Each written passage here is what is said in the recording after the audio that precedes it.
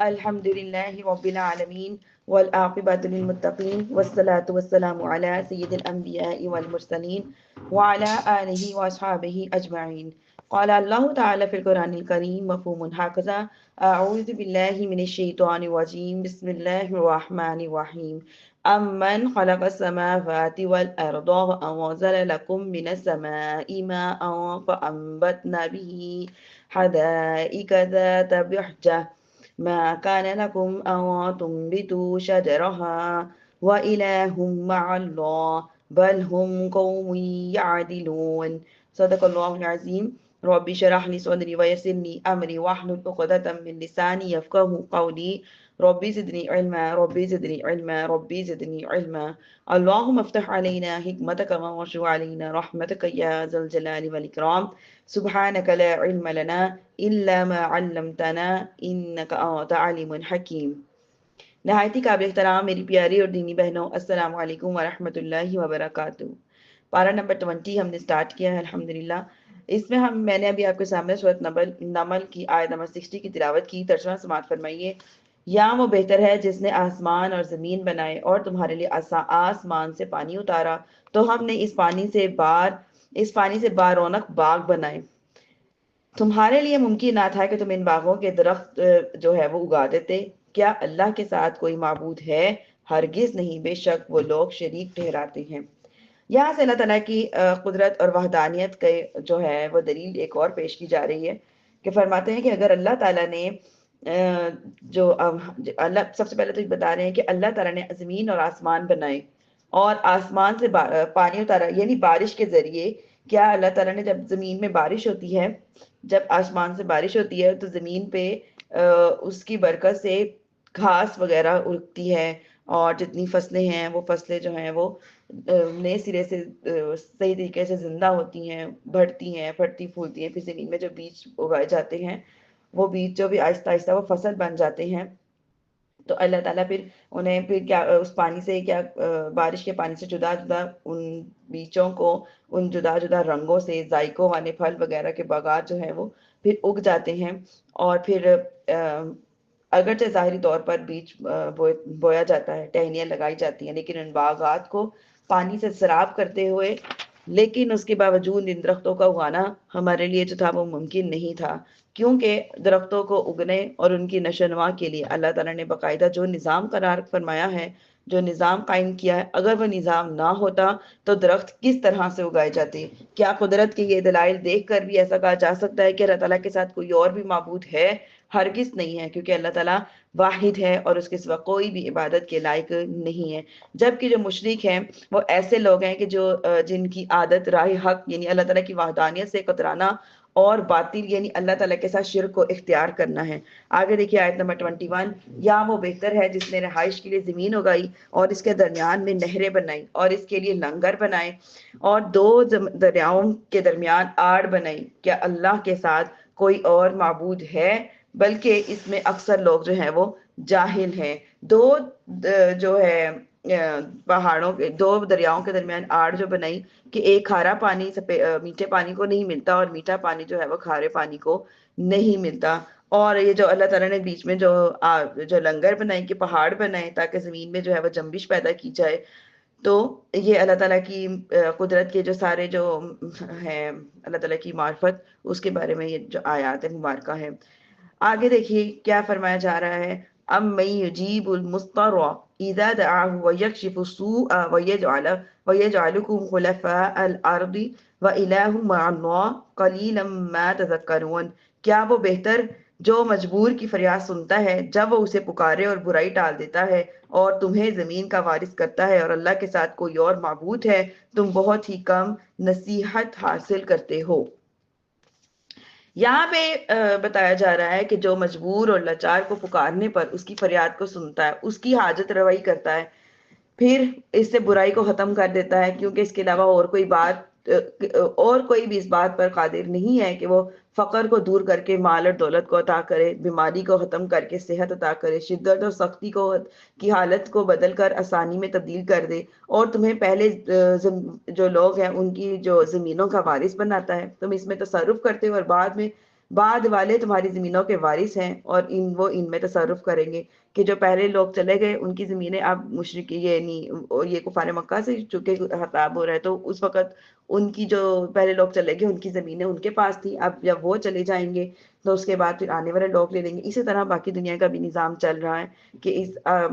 جو نظامات ہیں وہ ایسے ہی چل رہے ہیں. کیا اللہ تعالیٰ کے ساتھ کوئی اور معبود ہے جو تمام مخلوق کو ایسی عظیم نعمتیں عطا کرے؟ تم اللہ تعالیٰ کی عظمت اور اس کے آسان ترین حجتوں کے اسے بہت ہی کم نصیحت بھی حاصل کرتے ہو، بہت ہی کم عبرت بھی حاصل کرتے ہو، اس لیے تم اوروں کو اللہ تعالیٰ کے ساتھ عبادت میں شریک ٹھہراتے ہو.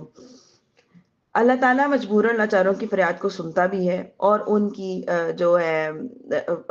جو بات سن کے آگے سے ان کے ساتھ آسانی والے معاملات بھی فرماتا ہے. حضور صلی اللہ علیہ وسلم نے ایسی حالت میں اللہ تعالیٰ کی بارگاہ میں جو دعا کرنے کا ایک طریقہ سکھایا ہے.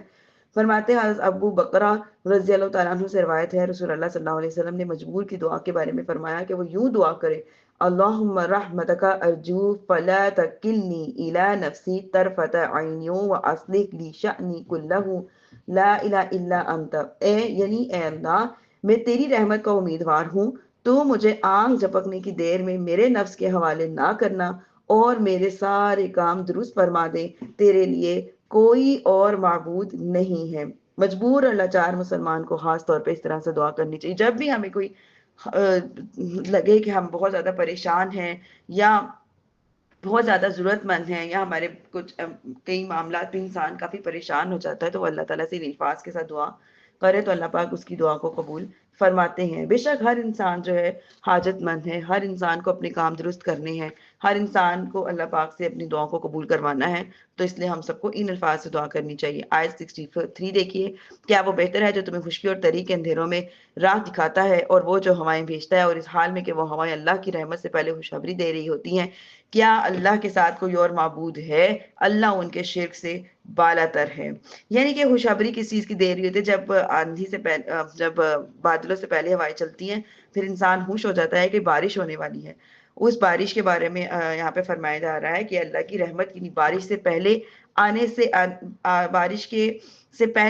کے آنے کی خوشخبری جو ہے وہ دے دی جاتی ہے کہ اللہ تعالیٰ کے سوا کوئی اور معبود ہے جو ایسی قدرت رکھتا ہو. آیت 64 دیکھیے: اور کیا وہ بہتر ہے جو خلق کی ابتدا فرماتا ہے پھر اسے دوبارہ بنائے گا، پھر وہ جو تمہیں آسمان اور زمین سے روزی دیتا ہے کہ اللہ کے ساتھ کوئی اور معبود ہے؟ تم بتاؤ، اپنی دلیل لاؤ اگر تم سچے ہو. یہاں سے یہ فرمایا جا رہا ہے کہ جب اللہ تعالیٰ نے انسان کو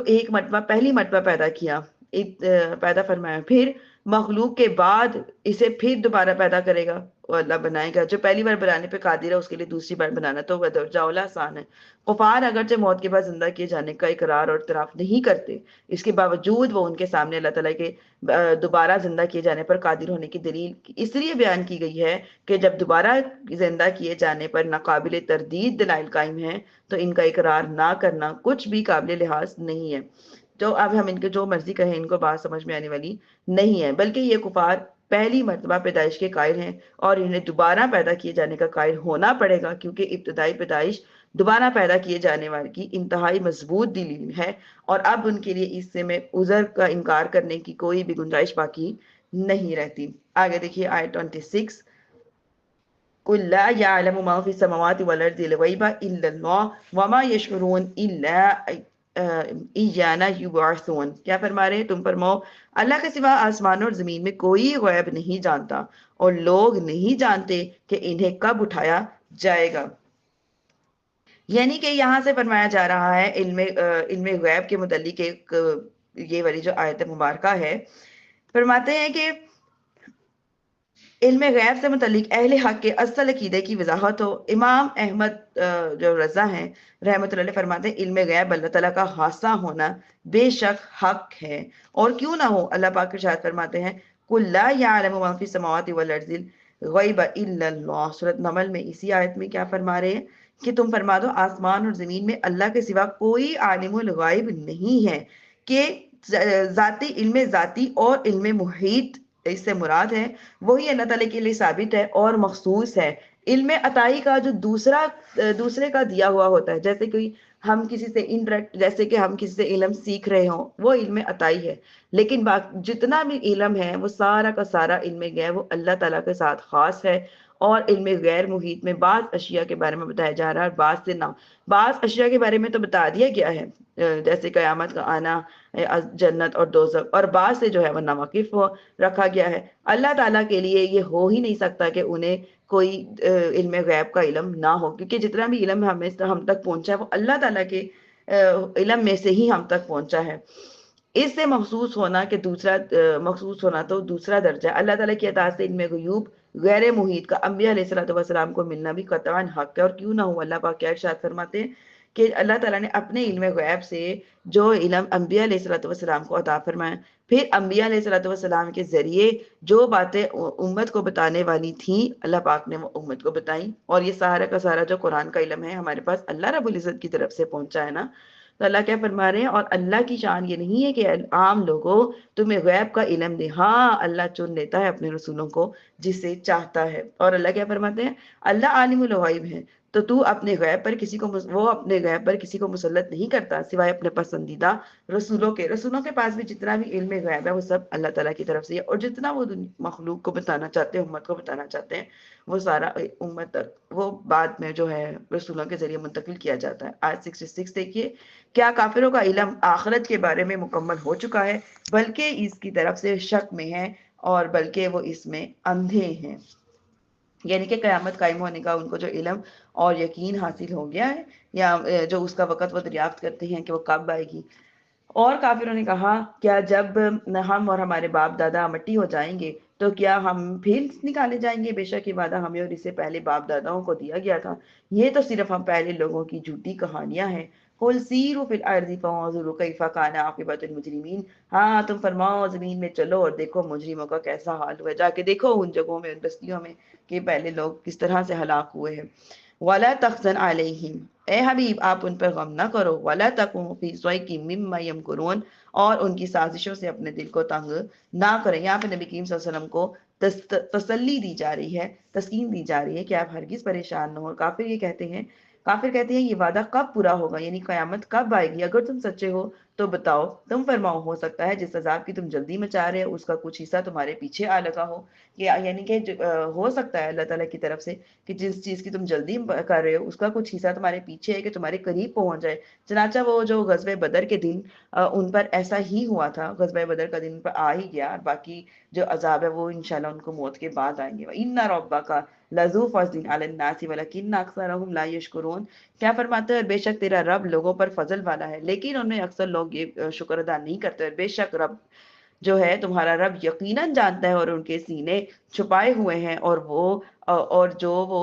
ظاہر کرتے ہیں، کہ اللہ تعالیٰ کو ہر چیز کا علم ہے، چاہے وہ ان کے ظاہر میں ہو یا باطن میں ہو، جو بھی وہ اعلانیہ عداوت کرتے ہیں یا پوشیدہ عداوت یعنی دشمنی رکھتے ہیں، اور آپ صلی اللہ علیہ وسلم کے خلاف میں جتنی بھی مکاریاں کرتے ہیں، اللہ تعالیٰ کے علم میں ہر چیز ہے، اور اللہ پاک انہیں اس کے مطابق ہی سزا بھی دیں گے۔ وَمَا مِنْ غَابَةٍ فِي السَّمَاءِ وَالْأَرْضِ إِلَّا فِي كِتَابٍ مُبِينٍ، اور آسمان اور زمین میں جتنے بھی غیب ہیں سب ایک بتانے والی کتاب میں ہیں، یعنی ہر چیز جو ہے وہ قرآن مجید میں اللہ پاک نے صاف صاف جو ہے وہ عطا فرما دی ہے۔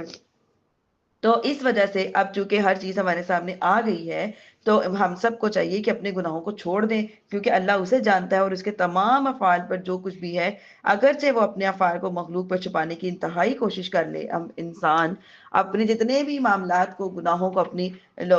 مسلمانوں یعنی اپنے ارد گرد کے لوگوں کو پہ چھپانے کی کوشش کریں، ہمارے دل میں کیا ہے، کیا برائی ہے، کیا اچھائی ہے، لیکن اللہ تعالیٰ سے ہم کوئی بھی بات کو چھپا نہیں سکتے، وہ قادر ہے اور ظاہر اور باطن کی ہر بات کو جاننے والا ہے۔ اس لیے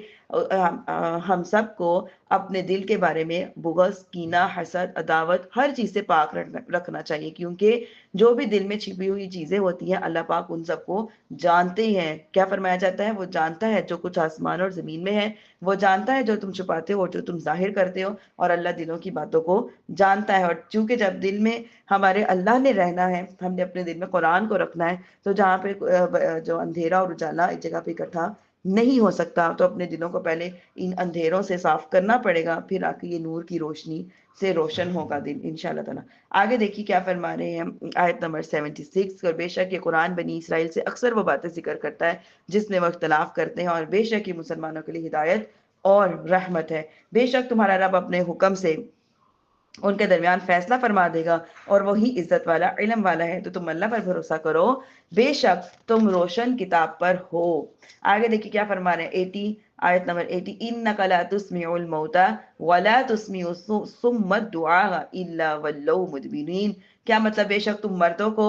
نہیں سنا کرتے، ہاں بے شک تم مردوں کو نہیں سنا کرتے، اور نہ تم بہروں کو سنا کی پکار سنا کرتے ہو جب وہ پیٹ دے کر پھر گئے ہوں۔ یہاں سے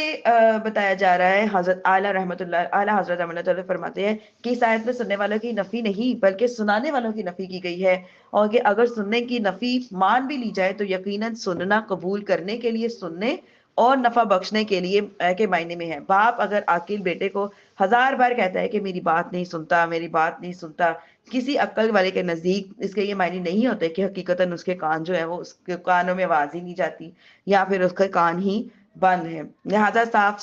صاف یہی سو سنتا ہے لیکن مانتا نہیں ہے، اور سننے سے اسے نفع ہی نہیں ہوتا۔ آیت کریمہ میں یہی بات کی طرف اشارہ کیا جا رہا ہے کہ کفار سے جو نفع اٹھانے ہی کی نفی ہے، نہ کہ ان کے اصل سننے کی۔ وہ سنتے ضرور ہیں لیکن دل کے کانوں سے نہیں سنتے، کیونکہ جب انسان قرآن سے تبھی مستفید ہو سکتا ہے جب وہ دل کے کانوں سے سنے۔ قرآن شریف ہر ایک کے لیے ہدایت کی راہ نہیں ہے، بلکہ ہدایت کی راہ اسی کے لیے ہے جو دل کے کانوں سے اس کو سنے اور دل کی آنکھوں سے اس کو دیکھے، اسی سے تو وہی جو ہے قرآن کریم سے راہ راست کو پا سکتا ہے۔ حضرت انس بن مالک رضی اللہ عنہ سے روایت ہے، رسول اللہ صلی اللہ علیہ وسلم نے ارشاد فرمایا، جب بندے کو اس کی قبر میں رکھ دیا جاتا ہے تو لوگ دفن کر کے پلٹتے ہیں تو بے شک وہ یقیناً تمہارے جوتوں کی آواز کو سنتا ہے۔ اور ایک جگہ نبی کریم صلی اللہ علیہ وسلم کے بارے میں آتا ہے کہ ہمیں کفار مکہ کی قتل گاہیں دکھاتے تھے۔ حضرت عمر فاروق فرماتے ہیں کہ رسول اللہ صلی اللہ علیہ وسلم ہمیں جو ہے وہ کفار مکہ کی قتل گاہیں دکھاتے تھے کہ یہاں فلاں کی کافر کی قتل ہوگا اور یہاں فلاں قتل ہوگا۔ جہاں جہاں نبی کریم صلی اللہ علیہ وسلم نے بتا دیا تھا وہیں ان کی لاشیں گری، پھر آپ صلی اللہ علیہ وسلم کے حکم سے ان کی لاشیں ایک کنویں میں بھر دی گئی۔ سرکار دو عالم صلی اللہ علیہ وسلم وہاں تشریف لے گئے اور ان کفار کو ان کا اور ان کے باپ کے نام لے کر پکارا اور فرمایا، جو سچا وعدہ خدا اور رسول نے تمہیں دیا تھا وہ تم نے بھی پا لیا، کیونکہ وہ حق وعدہ اللہ تعالیٰ نے مجھے دیا تھا اور میں نے تو اسے پا لیا۔ حضرت عمر رضی اللہ عنہ نے عرض کیا، یا رسول اللہ صلی اللہ علیہ وسلم، آپ ان جسموں سے کیوں کر کلام کرتے ہیں جن میں روحیں نہیں ہے؟ ارشاد فرمایا، جو میں کہہ رہا ہوں اسے تم ان سے کچھ نہیں زیادہ سنتے نہیں ہو، لیکن انہیں یہ طاقت نہیں ہے کہ وہ لوٹ کر مجھے جواب دے۔ کہ مردے جو ہیں وہ قبروں میں سنا کرتے ہیں لیکن ان میں اتنی طاقت نہیں ہوتی کہ وہ لوٹ کر واپس جواب دے دے۔ آیت 81 دیکھیے، اور تم اندھوں کو ان کی گمراہی سے نکال کر ہدایت دینے والے نہیں، تم تو اسی کو سنا سکتے ہو جو ہماری آیتوں پر ایمان لاتے ہیں اور جو فرما بردار ہیں۔ یعنی یہ وہی بات آ گئی کہ جو دل کی آنکھوں سے سنتا ہے اور سمجھتا ہے، صرف وہی جو ہے وہ ہدایت راہ حق پر آ سکتا ہے۔ 82 دیکھیں آیت نمبر، اور جب ان سے بات آ پڑے گی تو ہم ان کے لیے زمین میں سے ایک جانور نکالیں گے جو لوگوں سے کلام کرے گا، اس لیے کہ وہ لوگ ہماری آیتوں میں یقین نہیں کرتے۔ آگے دیکھیے آیت نمبر 83 میں کیا فرما رہے ہیں، اور اس دن کو یاد کرو جس دن ہم ہر امت میں سے گروہ کو اٹھائیں گے جو ہماری آیتوں کو جھٹلاتا ہے، اور اس سے پہلے لوگوں کو روکا جائے گا تاکہ اس کے بعد والے ان سے آ ملے، یہاں تک کہ ہم سب حاضر ہو جائیں گے، اور اللہ فرمائے گا، کیا تم نے میری آیتوں کو جھٹلایا تھا حالانکہ تمہارا علم ان تک نہ پہنچا تھا، یا تم کیا کام کر رہے تھے؟ تو اس آیت میں، آیت مبارکہ میں بتایا یہ جا رہا ہے کہ جس دن ہم ہر امت کو، یعنی قیامت کے دن ہر گروہ کو اٹھائیں گے جو انبیاء کرام علیہ الصلوۃ والسلام پر نازل کردہ ہماری آیتوں کو جھٹلاتے تھے، تو ان کے پہلے لوگوں کو روکا جائے گا تاکہ ان کے بعد آنے والوں سے بعد والے ان سے آ ملے، پھر انہیں حساب کی جگہ کی طرف بلایا جائے گا، یہاں تک کہ وہ سب حساب کی جگہ میں حاضر ہو جائیں گے۔ تو اللہ تعالیٰ ان سے فرمائے گا، کیا تم نے میرے رسولوں کو نازل کرتا میری آیتوں کو جھٹلایا تھا حالانکہ تمہارا علم ان تک نہ پہنچا تھا اور تم نے ان کی معرفت حاصل نہ کی تھی اور بغیر سوچے سمجھے آیتوں کا انکار کر دیا تھا؟ جب تم ان آیتوں میں غور و فکر کرنے میں کہ اہم ترین کام میں مشغول نہ ہوئے تو تم کیا کام کرتے رہے؟ تم تو بیکار ہی پیدا ہو گئے تھے۔ دنیا میں انسان کا پیدا ہونا اللہ تعالیٰ کی صرف عبادت کے لیے ہے۔ اگر انسان دنیا میں آ کر اللہ پاک کی عبادت نہ کرے، ادھر ادھر دنیا داری میں لگ جائے، اس کا مطلب یہ ہے کہ اس کی پیدائش کا کوئی مقصد نہیں ہے، اور جس کی پیدائش کا مقصد نہیں ہوتا اس کا پیدا ہونا ہی بیکار ہوتا ہے۔ آیت نمبر 85 دیکھیے، وَوَقَعَ الْقَوْلُ عَلَيْهِمْ بِمَا ظَلَمُوا فَهُمْ لَا يَنطِقُونَ، کیا فرما رہے ہیں، اور ان پر ان کے ظلم کے سبب بات واقعہ ہو چکی اور تو اب وہ کچھ نہیں بولتے۔ کیا انہوں نے نہ دیکھا تھا کہ ہم نے رات بنائی تاکہ وہ اس میں آرام کرے اور دن کو آنکھیں کھولنے والا بنایا؟ بے شک اس میں ان لوگوں کے لیے ضرور نشانیاں ہیں جو ایمان رکھتے ہیں۔ آیت 87، اور جس دن سور میں پھونکا جائے گا تو وہ جو آسمانوں میں اور جو زمین میں ہے سب گھبرا جائیں گے مگر وہ جنہیں اللہ چاہے، اور سب اس کے حضور عاجزی کرتے ہوئے حاضر ہوں گے۔ جب سور پھونکا جائے گا تو ان کی آوازیں اتنی زیادہ خوفناک ہوں گی کہ جس سے انسان کے اندر انسانی جاندار جو ہے وہ خوف زدہ ہو جائیں گے اور ان کے دل جو ہے وہ پھٹ جائیں گے اس آوازوں کی وجہ سے۔ حضرت عبداللہ بن عباس رضی اللہ عنہ فرماتے ہیں وہ لوگ شہداء ہیں جن کے بارے میں اللہ فرما رہے ہیں کہ سب لوگ پریشان ہو جائیں گے لیکن کچھ لوگ ایسے ہوں گے جو میرے حکم سے پریشان نہیں ہوں گے۔ فرماتے ہیں کہ وہ لوگ جو ہیں شہداء ہیں اس لیے کہ وہ اپنے اللہ عز و جل کے نزدیک زندہ ہیں، انہیں اس وقت گھبراہٹ نہیں پہنچے گی۔ اور ایک اور یہ ہے کہ سور پھونکنے میں حضرت جبرائیل، حضرت میکائیل، حضرت اسرافیل اور حضرت اسرائیل علیہ السلام ہی باقی رہیں گے۔ آگے دیکھیے آیت نمبر 88 میں کیا فرما رہے ہیں، اور تو پہاڑوں کو دیکھے گا، انہیں جمے ہوئے خیال کرے گا، حالانکہ کہ وہ پہاڑ کے چلنے کی طرح چل رہے ہوں گے، وہ بادل کے چلنے کی طرح چل رہے ہوں گے۔ یہ اس اللہ کی کاریگری ہے جس نے ہر چیز کو مضبوط بنایا، بے شک وہ تمہارے کاموں سے خبردار ہے۔ جو نیکی لائے اس کے لیے اس سے بہتر صلہ ہے، اور وہ اس دن کی گھبراہٹ سے امن اور چین میں ہوں گے، اور جو برائی لائے گا اس کے چہرے آگ میں الٹے کر دیے جائیں گے۔ اے لوگو، تمہیں تمہارے اعمال ہی کا بدلہ دیا جائے گا۔ جن کے اعمال اچھے وہ تو اس دن خوف اور سے محفوظ رہیں گے۔ جنہوں نے دنیا میں اللہ پاک سے خوف کر لیا، دنیا میں جن کے دلوں میں اللہ پاک کا خوف واقعہ ہو گیا، وہ تو ان دنوں میں خوف سے محفوظ رہیں گے، لیکن جنہوں نے دنیا میں اللہ سے بے ڈر ہو گئے تو پھر اس دن اللہ تعالیٰ سے ان کو ڈرنا پڑے گا۔ آیت نمبر 91 دیکھیے، مجھے تو یہی حکم ہوا ہے کہ میں اس شہر مکہ میں رب کی عبادت کروں جس نے اسے حرمت والا بنایا ہے، اور ہر شے اسی کی ملکیت ہے، اور مجھے حکم ہوا ہے کہ میں فرما برداروں میں سے رہوں۔ آیت 92 دیکھیے، اور یہ کہ میں قرآن کی تلاوت کروں تو جس نے ہدایت پائی تو اس کے لیے اپنی ذات کے لیے، اس نے اپنی ذات کے لیے ہدایت پائی، اور جو گمراہ ہوا تو تم فرما دو میں تو صرف ڈرانے والوں میں سے ہوں، تم فرماؤ سب خوبیاں اللہ کے لیے ہیں، آن قریب وہ تمہیں اپنی نشانیاں دکھا دے گا تو تم اسے پہچان لو گے، اے حبیب تمہارا رب اے لوگوں تمہارے اعمال سے غافل نہیں ہے۔ انسان جو بھی کرتا ہے نیکیاں یا برائی، اس کا خود اپنے جو اس نے کمایا ہوتا ہے اس کے مطابق وہ اجر اور ثواب پاتا ہے۔ اگر تو اس کے اعمال اچھے تو وہ اچھا اجر پائے گا، اور اگر تو اس کے اعمال برے تو پھر وہ برا ہی اجر پائے گا۔ جو گمراہ ہوتا ہے، گمراہ کا مطلب یہ ہوتا ہے کہ وہ اللہ تعالیٰ کے حبیب، اللہ تعالیٰ کی اور اس کے حبیب صلی اللہ علیہ وسلم کی اطاعت نہیں کرتا، ایمان نہیں لاتا۔ تو نبی کریم صلی اللہ علیہ وسلم کے ذمہ بس اتنا ہی ہے کہ وہ جو ایک تبلیغ کر دے، احکامات اللہ تعالیٰ کے ہم تک پہنچا دے، اس کے بعد انسان پہ چھوڑ دیا گیا ہے کہ وہ اس کو مانے یا نہ مانے۔ یہاں پہ الحمدللہ ہماری سورت نمبر جو ہے وہ مکمل ہو گئی ہے۔ اب ہم سورت القصص کو شروع کرتے ہیں۔ سورت قصص 4 آیتوں کے علاوہ جو ہے مکیہ ہے، اور وہ 4 آیتیں الذین آتیناہم الکتاب سے شروع ہو کر لا نبتغی الجاہلین پر ختم ہوتی ہے۔ اس صورت کی ایک آیت ان الذی فرض ایسی ہے جو مکہ مکرمہ اور مدینہ طیبہ کے درمیان جو ہے نازل ہوئی۔ اس صورت میں 9 رکوع اور 88 آیات ہیں۔ قصص کا معنی ہے واقعات اور قصے، اور چونکہ اس صورت میں مختلف قصے ہیں جیسے حضرت موسیٰ علیہ السلام کا قارون کا قصہ وغیرہ، تو اس مناسبت سے اس صورت کا نام جو ہے سورت قصص رکھا گیا ہے۔ اس میں ہم انشاءاللہ جو مضامین پڑھیں گے، کفار مکہ کے اس اعتراض کا جواب پڑھیں گے کہ جس سے پڑھیں گے جیسے کہ معجزات حضرت موسیٰ علیہ السلام نے پیش کیے تھے ویسے حضور صلی اللہ علیہ وسلم نے پیش کیوں نہیں کیے۔ پہلے تورات اور انجیل پر اور پھر قرآن مجید پر ایمان لانے والوں کی جزا بیان کی گئی۔ سابقہ امتوں میں آنے والے عذابات سے کفار مکہ کو ڈرایا گیا، اور اگر انہوں نے اپنی روش نہ چھوڑی تو اس پر بھی وہی عذاب آ سکتا ہے۔ اس کے علاوہ اور بھی بہت کچھ انشاءاللہ شروع کرتے ہیں اور دیکھتے ہیں کہ اللہ پاک ہمارے لیے کیا احکامات اللہ نے اس میں جاری کیا ہے۔ شروع کرنے سے پہلے اللہ رب العزت سے دعا کر لیتے ہیں کہ پروردگار اس میں جو کچھ بھی ہمارے لیے آپ نے تعلیم رکھی ہے اس پر عمل کرنا ہمارے لیے آسان فرما دے، اس کے ایک ایک حرف کو ہمارے ظاہر اور باطن کا نور بنا دے، اور اس قرآن کو ہمارے لیے ہدایت کا سبب بنا دے۔ بسم اللہ الرحمن الرحیم۔ طاسین میم تلک آیات الکتاب المبین۔ اکثر و بیشتر آیات کے جو پہلی آیت ہے وہ اسی طرح ہے، تلک آیات الکتاب المبین، کہ یہ جو کتاب ہے یعنی کہ اس صورت کی آیتیں اس روشن کتاب کی آیتیں جس میں حلال اور حرام کے احکامات، حضرت صلی اللہ علیہ وسلم کی نبوت کی صداقت، پہلے اور بعد والوں کی خبروں کا ذکر کا بیان، اور کیا ہے کہ اس کتاب کی شان یہ ہے کہ وہ حق اور باطل میں فرق کر دیتی ہے۔ یہاں روشن کتاب سے مراد قرآن مجید ہے یا اس سے لوح محفوظ مراد ہے۔ آگے دیکھیے اللہ کیا ارشاد فرما رہے ہیں، نتلو علیک من نبأ موسیٰ وفرعون بالحق لقوم یؤمنون، اور ہم تمہارے سامنے حق کے ساتھ موسیٰ اور فرعون کی خبر پڑھتے ہیں ان لوگوں کے لیے جو ایمان رکھتے ہیں۔ جو ہے موسیٰ علیہ السلام کا جو واقعہ ہے اس صورت سے پہلے 19 صورتوں میں جو واقعہ گزر چکا ہے، اور اس صورت میں مزید 17 صورتوں میں حضرت موسیٰ علیہ السلام کا واقعہ جو ہے مذکور ہے۔ اتنی کثرت سے آپ کا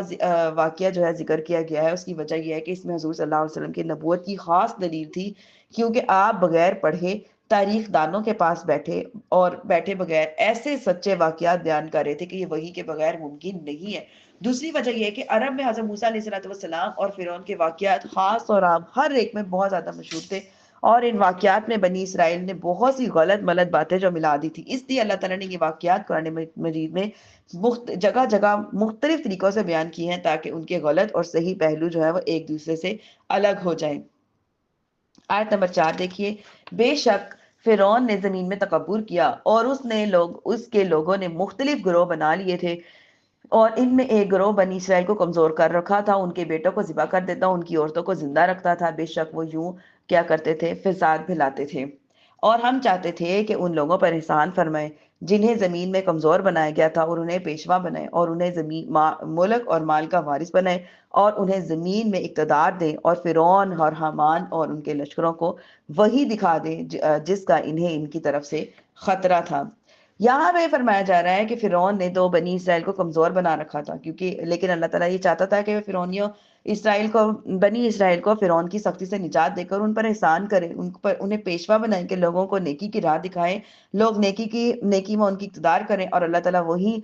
جو ان کے ملک ہیں، ان کے مال ہیں، ان کمزور بنی اسرائیل کو دے دیں جو فرعون اور اس کی قوم کی ملکیت میں تھے۔ اللہ تعالیٰ انہیں مصر اور شام کی سرزمین پہ اقتدار دے، فرعون اور حامان اور اس کے لشکروں کو وہی دکھا دے جس کا انہیں بنی اسرائیل کی طرف سے خطرہ تھا، اور وہ اس سے بچنے کی بھرپور کوشش کر رہے تھے۔ یعنی بنی اسرائیل ایک فرزند کے ہاتھ سے ان کی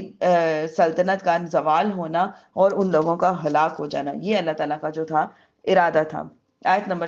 7 دیکھیں، اور ہم نے موسیٰ کی ماں کو الہام فرمایا کہ وہ اسے دودھ پلا، پھر جب تجھے اس پر خوف ہوا تو اسے دریا میں ڈال دے، اور خوف نہ کر اور غم نہ کر، بے شک ہم اسے تیری طرف سے پھیر لائیں گے اور اسے رسولوں میں بنائیں گے۔ حضرت موسیٰ علیہ السلام کی والدہ کا نام یوحانس تھا، اور آپ لاوی بن یعقوب کی نسل سے تھے۔ اللہ تعالیٰ نے انہیں خواب اور فرشتے کے ذریعے ان کے دل میں بات ڈال کر الہام جو ہے ان کے دل میں ڈالا کہ موسیٰ علیہ السلام کو کہ تم موسیٰ علیہ السلام کو دودھ پلاؤ، پھر جب تجھے اس بات میں خوف ہو جائے کہ ہم سائے جو واقف ہو جائیں گے، وہ شکایت کریں گے، اور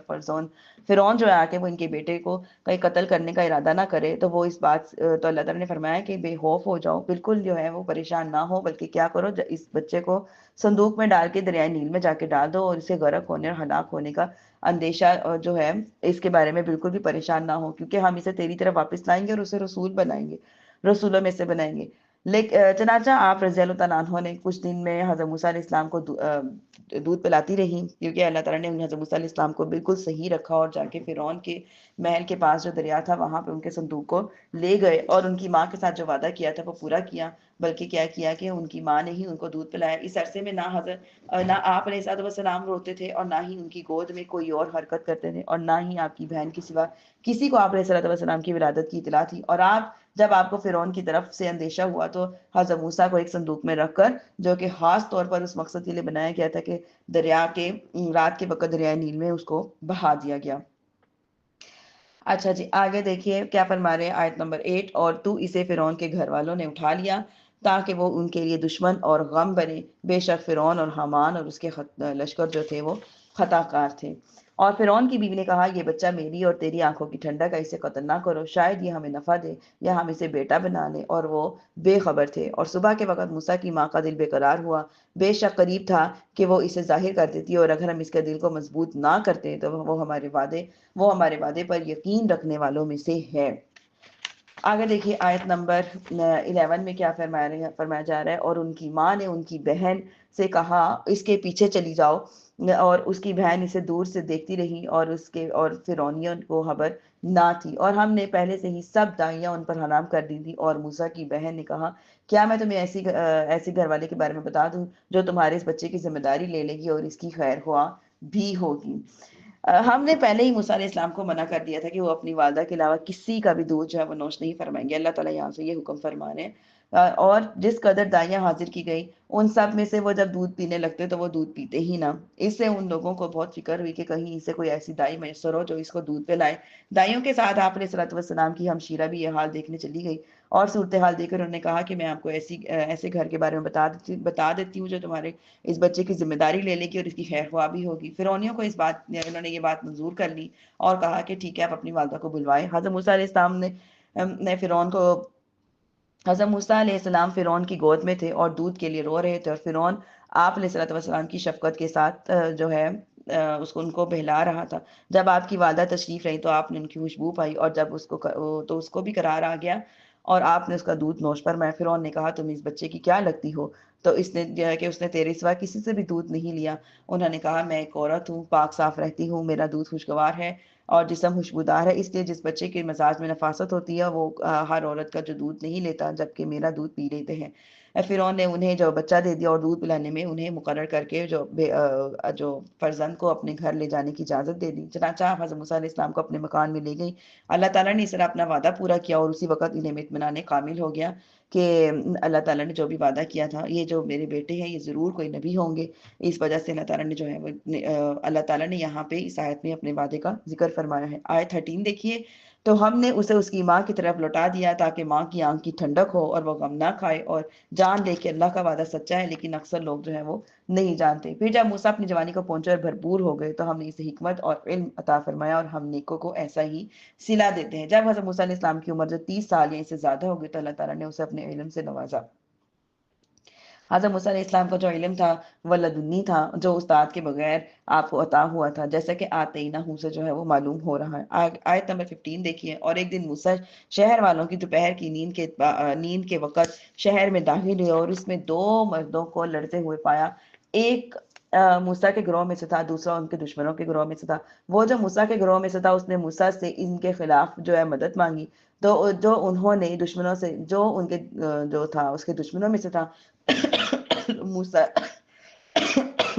علیہ السلام نے ان کو ایک مکہ سا ہوتا ہے نا، پنچ مارتے ہیں، گھونسا مارا، تو اس کا کام جو ہے تمام کر دیا۔ پھر فرمایا، شیطان کی طرف سے ہوا ہے، بے شک وہ کھلا گمراہ کرنے والا دشمن ہے۔ یعنی کہ یہاں سے اس کا آیت کا مطلب کیا ہے کہ حضرت موسیٰ علیہ السلام جس شہر میں داخل ہوئے تھے اس کے بارے میں یہ قول یہ ہے کہ وہ شہر منف کے تھا، جو کہ مصر کی حدود میں واقع ہے۔ اس لفظ کی اصل جو ہے مافا ہے۔ قبطی زبان میں اس لفظ کے معنی ہے 30۔ یہ وہ پہلا شہر ہے جو نوح علیہ السلام کی قوم پر طوفان کے عذاب لانے کے بعد آباد ہوا۔ اس سرزمین میں مصر بن حام نے اقامت کی، اور یہ اقامت کرنے کے کل 30 افراد تھے، اس لیے اس شہر کا نام جو ہے مافا ہوا۔ پھر عربی زبان میں انہیں منف پکارا جاتا ہے۔ اچھا، یہاں پہ جو فرما رہے ہیں کہ 2 مردوں کو لڑتے ہوئے پایا، یہاں سے مطلب یہ ہے کہ حضرت موسیٰ علیہ السلام شہر میں داخل ہوئے تو انہوں نے 2 آدمیوں کو لڑتے ہوئے پایا۔ ان میں سے ایک موسیٰ علیہ السلام کی گروہ یعنی بنی اسرائیل میں سے تھا، اور دوسرا جو فرعونیوں کے قوم قبطیوں میں سے تھا۔ یہ اسرائیلی پر بہت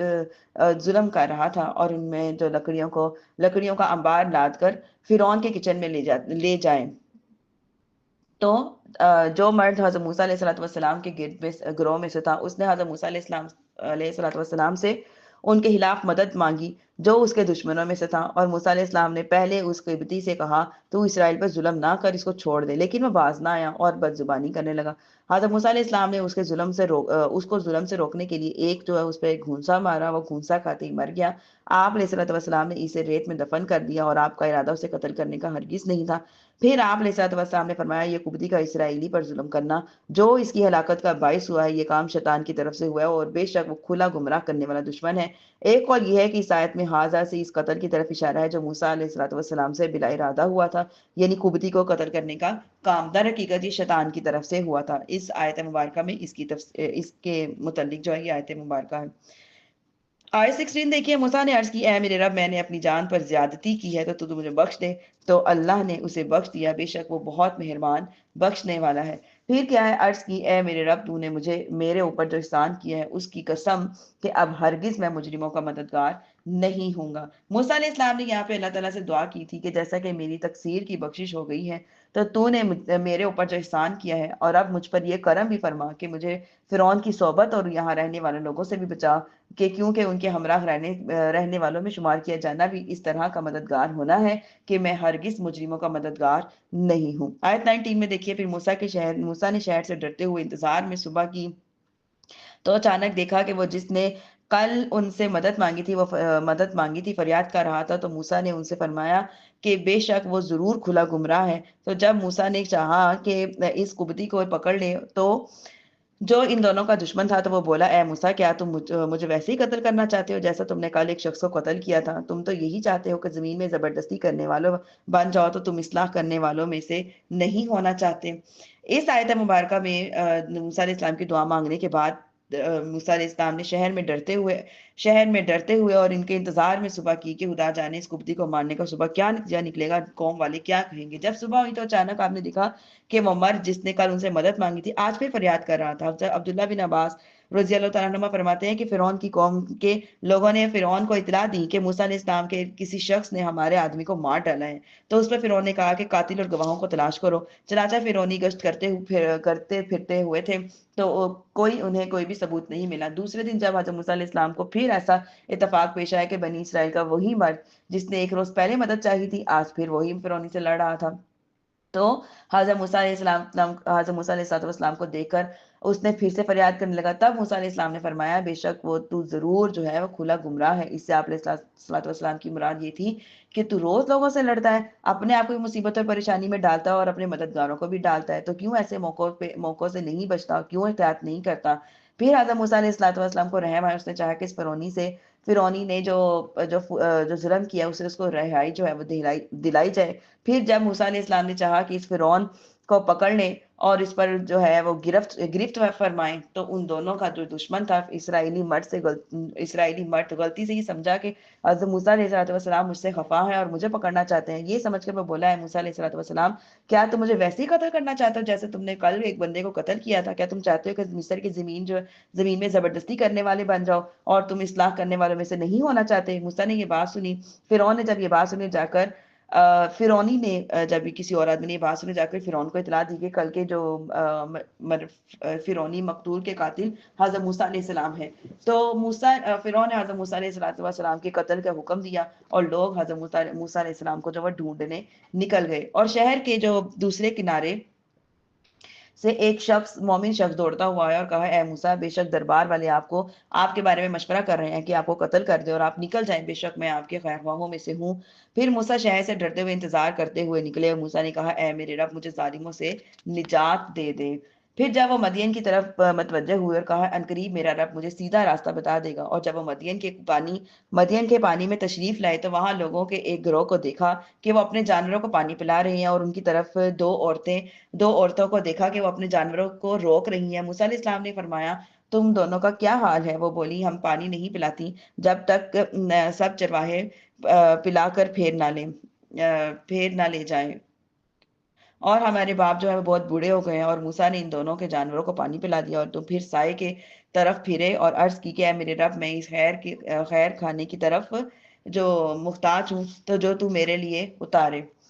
یہاں سے جو موسیٰ علیہ السلام کا جو آگے مدین کا جو واقعہ ہے وہ بیان ہو رہا ہے کہ جب موسیٰ علیہ السلام مدین پہنچے تو شہر کے کنارے میں موجود ایک کنویں پر تشریف لائے، جس سے وہاں کے لوگ جو پانی لیتے تھے اور جانوروں کو سیراب کیا کرتے تھے۔ وہاں آپ علیہ السلام نے لوگوں کے ایک گروہ کو دیکھا کہ وہ اپنے جانوروں کو پانی پلا رہے ہیں۔ وہ ان سے علیحدہ ہو کر دوسری طرف دو لڑکیاں کھڑی تھی جو اپنے جانوروں کے اس انتظار میں روک رہی تھی کہ لوگ پانی پلا کر فارغ ہو جائیں تو کنواں خالی ہو، کیونکہ کنواں کو مضبوط اور طاقتور لوگوں نے گھیرا ہوا تھا۔ وہ ان کے ہجوم میں عورتوں سے پانی لینا جو بالکل ناممکن تھا۔ حضرت موسیٰ علیہ السلام نے ان سے فرمایا کہ تم دونوں اپنے جانوروں کو پانی کیوں نہیں پلاتی؟ انہوں نے کہا کہ جب تک اپنے چرواہے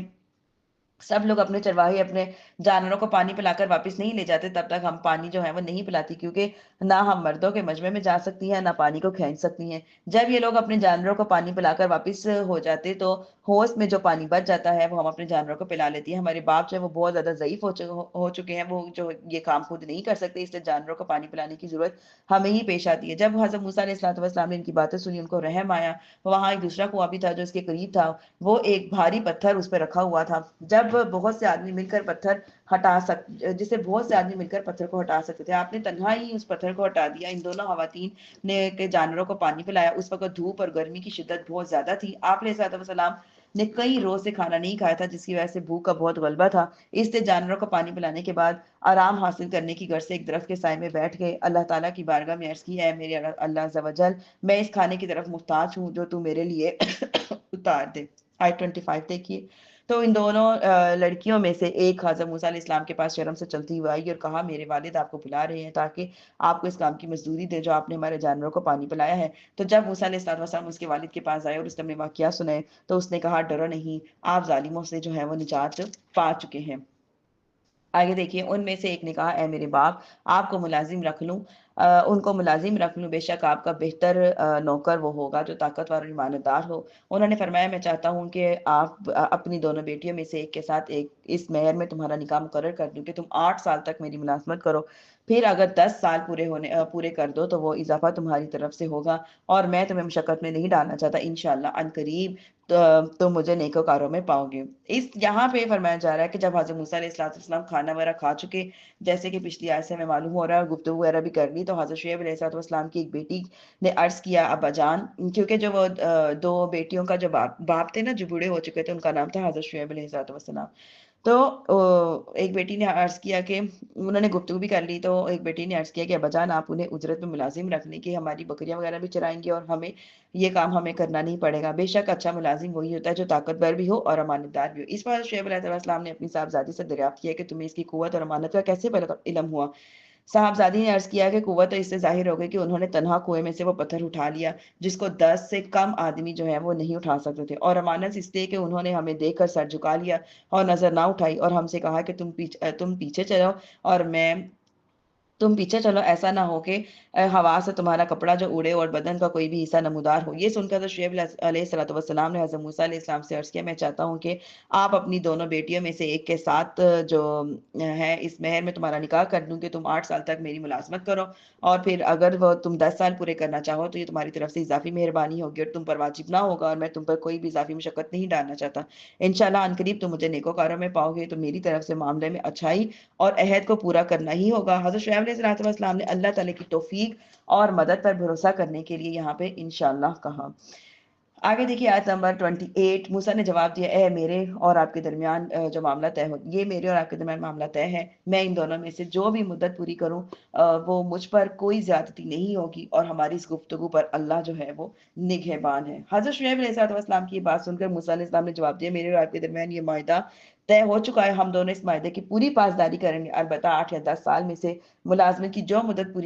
पूरी कर दो, उससे ज्यादा मुद्दत तक मुलाजमत करने का मुझ पर कोई मुतालबा ना होगा, और हमारे इस मुआहदे पर अल्लाह ताला निगहबान है। लिहाजा हम में से किसी एक के लिए भी इस मुआहदे में फिरने का कोई इरादा नहीं। जब मुआहदा मुकम्मल हो चुका तो हज़रत शुएब अलैहिस्सलाम ने अपनी साहबजादी को हुक्म दिया कि वो हज़रत मूसा को एक असा दें जिससे वो बकरियों की निगहबानी करें और दरिंदों से इनको दूर करें। हज़रत शुएब अलैहिस्सलाम के पास अंबिया इकराम अलैहिस्सलाम के कई असा मौजूद थे। साहबजादी जो साहिबा का हाथ हज़रत आदम अलैहिस्सलाम उनके हाथ में हज़रत आदम अलैहिस्सलाम का असा पड़ा, तो जो आप जन्नत से लाए थे, और अंबिया इकराम अलैहिस्सलाम उनके वारिस होते चले आए थे, यहाँ तक कि वो हज़रत शुएब अलैहिस्सलाम के पास पहुंचा। हज़रत शुएब अलैहिस्सलाम ने ये असा जो है हज़रत मूसा अलैहिस्सलाम को दे दिया। आयत नंबर 29 देखें। फिर जब मूसा ने अपनी मुद्दत पूरी कर दी और अपनी बीवी को लेकर चले, तो वह कोहे तूर की तरफ एक आग देखी जिसने अपनी घर वाली से फरमाया, तुम ठहरो, बेशक मैंने एक आग देखी है, शायद मैं वहां से कुछ खबर ना हो, यह तुम्हारे लिए और कोई आग की कोई चिंगारी ना हो ताकि तुम्हें गर्मी हासिल हो। پھر جب آگ کے پاس آئے اور برکت والی جگہ پر میدان کے دائیں کنارے سے ایک درخت سے انہیں ندا کی گئی کہ اے موسیٰ بے شک میں تو اللہ ہوں اور سارے جہانوں کو پالنے والا ہوں۔ آیت 31 دیکھیں، اور یہ کہ تم اپنا عصا ڈال دو کہ جب اسے لہراتا ہوا دیکھو گے تو گویا سانپ ہے۔ تو حضرت موسیٰ جو ہے وہ پیٹ پھیر کر چلے گئے اور مڑ کر نہ دیکھا۔ ہم نے فرمایا اے موسیٰ سامنے آؤ اور نہ ڈرو، بے شک تم جو ہو امن والوں میں سے ہو۔ آیت نمبر 32 دیکھیں، اور اپنا ہاتھ گریبان میں ڈالو تو وہ بغیر کسی مرض کے سفید چمکتا ہوا نکلے گا، اور خوف دور کرنے کے لیے اپنا ہاتھ اپنے ساتھ ملا لو، اور تیرے رب کی طرف سے فرعون اور اس کے درباریوں کی طرف یہ دو بڑی دلیلیں ہیں، بے شک وہ نافرمان لوگ ہیں۔ موسیٰ نے کہا ہے میرے رب میں نے ان میں سے ایک شخص کو قتل کر دیا تھا تو مجھے ڈر ہے کہ کہیں وہ مجھے قتل کر دے۔ میرا بھائی ہارون اس کی زبان مجھ سے زیادہ صاف ہے، تو اسے میری مدد کے لیے رسول بنا دے تاکہ وہ میری تصدیق کرے، بے شک مجھے ڈر ہے کہ وہ مجھے جھٹلائیں گے۔ یہ پورے واقعے ہم پیچھے بہت زیادہ ڈیٹیل سے پڑھ چکے ہیں، اس لیے یہاں سے ہم سادہ سادہ ترجمہ پڑھ لیتے ہیں۔ آیت 35 دیکھیے، اللہ نے فرمایا عنقریب ہم تیرے بازو کو تیرے بازو کو تیرے بھائی کے ذریعے قوت دیں گے اور تم دونوں کو غلبہ عطا فرما دیں گے، تو وہ ہماری نشانیوں کے سبب تم دونوں کا کچھ نقصان نہ کر سکیں گے، تم دونوں اور تمہاری پیروی کرنے والوں پر غالب آئیں گے۔ آگے دیکھیے آیت 36، پھر جب موسیٰ ان کے پاس ہماری روشن نشانیاں لے کر آئے تو فرعونیوں نے کہا یہ تو صرف ایک کیا ہے بناوٹی جادو ہے، اور ہم نے اپنے اگلے باپ داداؤں سے یہ بات کبھی نہیں سنی۔ موسیٰ نے کہا میرا رب خوب جانتا ہے جو اس کے پاس سے ہدایت لائے اور جس کے لیے آخرت کا گھر کا انجام ہوگا، بے شک ظالم جو ہے وہ کامیاب نہیں ہوں گے۔ آیت 38 دیکھیں، اور فرعون نے کہا اے درباریوں میں تمہارے لیے اپنے سوا کوئی خدا نہیں جانتا، تو اے حامان میرے لیے گاڑے پر آگ جلا، پھر میرے لیے ایک اونچا محل بنا دو، شاید میں موسیٰ کے خدا کو جھانک لوں، اور بے شک میں تو اسے جھوٹوں میں سے ہی پاتا ہوں۔ موسیٰ علیہ السلام نے فرعون کو جو اللہ تعالیٰ کی وحدانیت پر ایمان لانے اور صرف اسی کی عبادت کرنے کی جو دعوت دی تھی اس کا انکار کرتے ہوئے فرعون نے اپنے درباریوں میں موجود لوگوں سے کہا اے درباریوں میں تمہارے لیے اپنے سوا کوئی خدا نہیں مانتا جس کو تم عبادت کرو۔ پھر اس نے اپنے وزیر حامان سے کہا تھا کہ اے حامان میرے لیے گاڑے سے آگ جلا کر اینٹ تیار کرو، پھر میرے لیے انتہائی اونچی محل بناؤ کہ شاید میں موسیٰ کے خدا کو جھانک لوں، اور بے شک میں تو موسیٰ کو اپنے اس دعوے میں جھوٹوں میں سے ہی سمجھتا ہوں کہ اس کا ایک معبود ہے اور جس نے اسے اپنا رسول بنا کر ہماری طرف بھیجا ہے۔ فرعون نے یہ گمان کیا تھا کہ نعوذ باللہ من ذالک اللہ تعالیٰ کے لیے بھی مکان ہے اور وہ جسم ہے اور اس تک پہنچنا اس کے لیے ممکن ہے، اس لیے اس نے حامان کو عمارت بنانے کا حکم دیا تھا اور اپنے ارادے کا اظہار کیا تھا۔ کیوں؟ چنانچہ حامان نے فرعون کے حکم پر عمل کے لیے ہزارہا کاریگر اور مزدور جمع کیے، اینٹیں بنوائی، تعمیراتی سامان جمع کر کے اتنی بلند عمارت بنوائی کہ دنیا میں اس کے برابر کوئی بلند عمارت نہیں تھی۔ کہتے ہیں کہ دنیا میں سب سے پہلے اینٹ بنانے والا حامان ہے، جو صنعت اس سے پہلے نہ تھی، یعنی کہ اس سے پہلے کبھی اینٹ نہیں بنی تھی۔ آیت نمبر 40 دیکھیے، اور اس نے اور اس کے لشکریوں نے زمین میں بے جا تکبر کیا اور وہ سمجھے کہ انہیں ہماری طرف پھرنا نہیں ہے، اور ہم نے اسے اور اس کے لشکر کو پکڑ کر دریا میں پھینک دیا، اور دیکھو ظالموں کا انجام کیسا ہوتا ہے۔ فرعون جو تھا بہت زیادہ متکبر بادشاہ تھا۔ آیت 41 دیکھیے، اور انہیں ہم نے پیشوا بنا لیا کہ آگ کی طرف بلاتے ہیں اور قیامت کے دن ان کی مدد نہیں کی جائے گی، اور اس دنیا میں ہم نے ان کے پیچھے لعنت لگا دی ہے، اور قیامت کے دن وہ کبھی یعنی بری حالت والوں میں سے ہوں گے۔ ہم نے فرعون اور اس کی قوم کو دنیا میں لوگوں کا پیشوا بنا دیا، یعنی کہ کفر اور گناہوں کی دعوت دیتے ہیں وہ لوگ، اور جس کی وجہ سے وہ عذاب جہنم کے مستحق ہیں، اور جو ان کے اطاعت کرے گا وہ بھی جہنم میں جائے گا، اور قیامت کے دن کسی بھی طرح ان کے سے عذاب قبر کو دور کرنے میں ان کی کوئی بھی مدد نہیں کی جائے گی۔ لیکن آج کل جو لوگ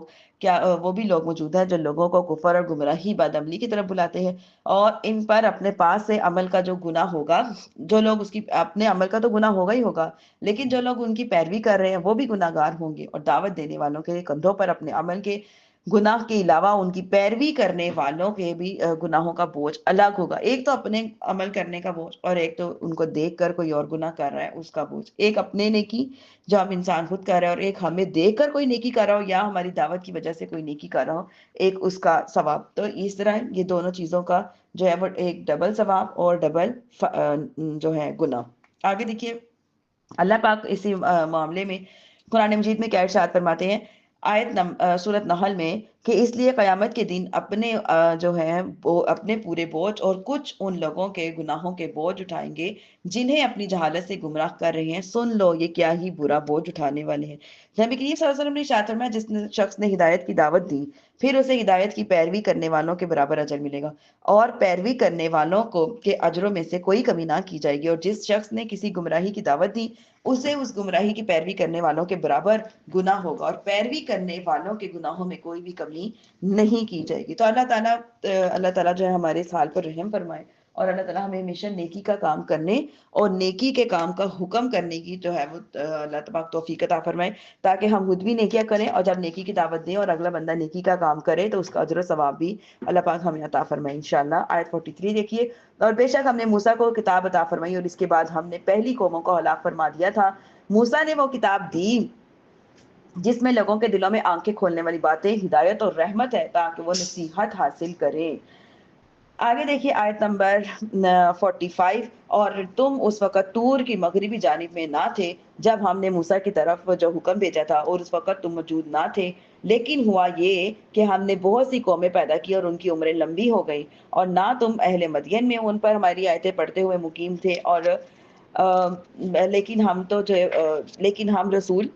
جو ہے وہ بھیجنے والے ہیں. اس آیت میں موسیٰ علیہ السلام کے حیرت انگیز واقعات جو ہے وہ بیان ہو رہے ہیں اور یہاں پہ اب ان کا انعام جو ہے وہ بیان کیا جا رہا ہے کہ اللہ تعالیٰ نے اپنے حبیب صلی اللہ علیہ وسلم پر فرمایا کہ اللہ تعالیٰ نے انہیں حضرت موسیٰ علیہ السلام کی ان واقعات کی وحی فرمائی اور انہیں غیبی علوم کے ساتھ خاص فرمایا جو کہ آپ صلی اللہ علیہ وسلم پہلے نہیں جانتے تھے. تو ان آیات اور اس کے بعد والی آیات کا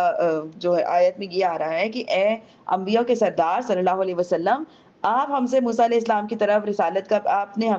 جب ہم نے موسیٰ علیہ السلام کی طرف رسالت کا پیغام بھیجا ان سے کلام فرمایا اور انہیں اپنی بارگاہ میں قرب عنایت کیا تھا اس وقت آپ وہاں حاضر نہیں تھے لیکن ہوا یہ کہ ہم نے حضرت موسیٰ علیہ السلام کے بعد بہت سی امتیں پیدا کی. جب ان کی عمریں جو لمبی ہو گئی تو وہ اللہ تعالیٰ کا عہد بھول گئے. انہوں نے ان کی فرما برداری چھوڑ کر اس کی حقیقت یہ ہے کہ اللہ تعالیٰ نے حضرت موسیٰ علیہ السلام اور اس کی قوم سے عالم کے سردار حبیب خدا مصطفیٰ صلی اللہ علیہ وسلم کے حق میں اور آپ پر جو ایمان لانے کے متعلق جو عہد دیے تھے وہ سب طویل زمانہ گزرا. تو امتوں کے بعد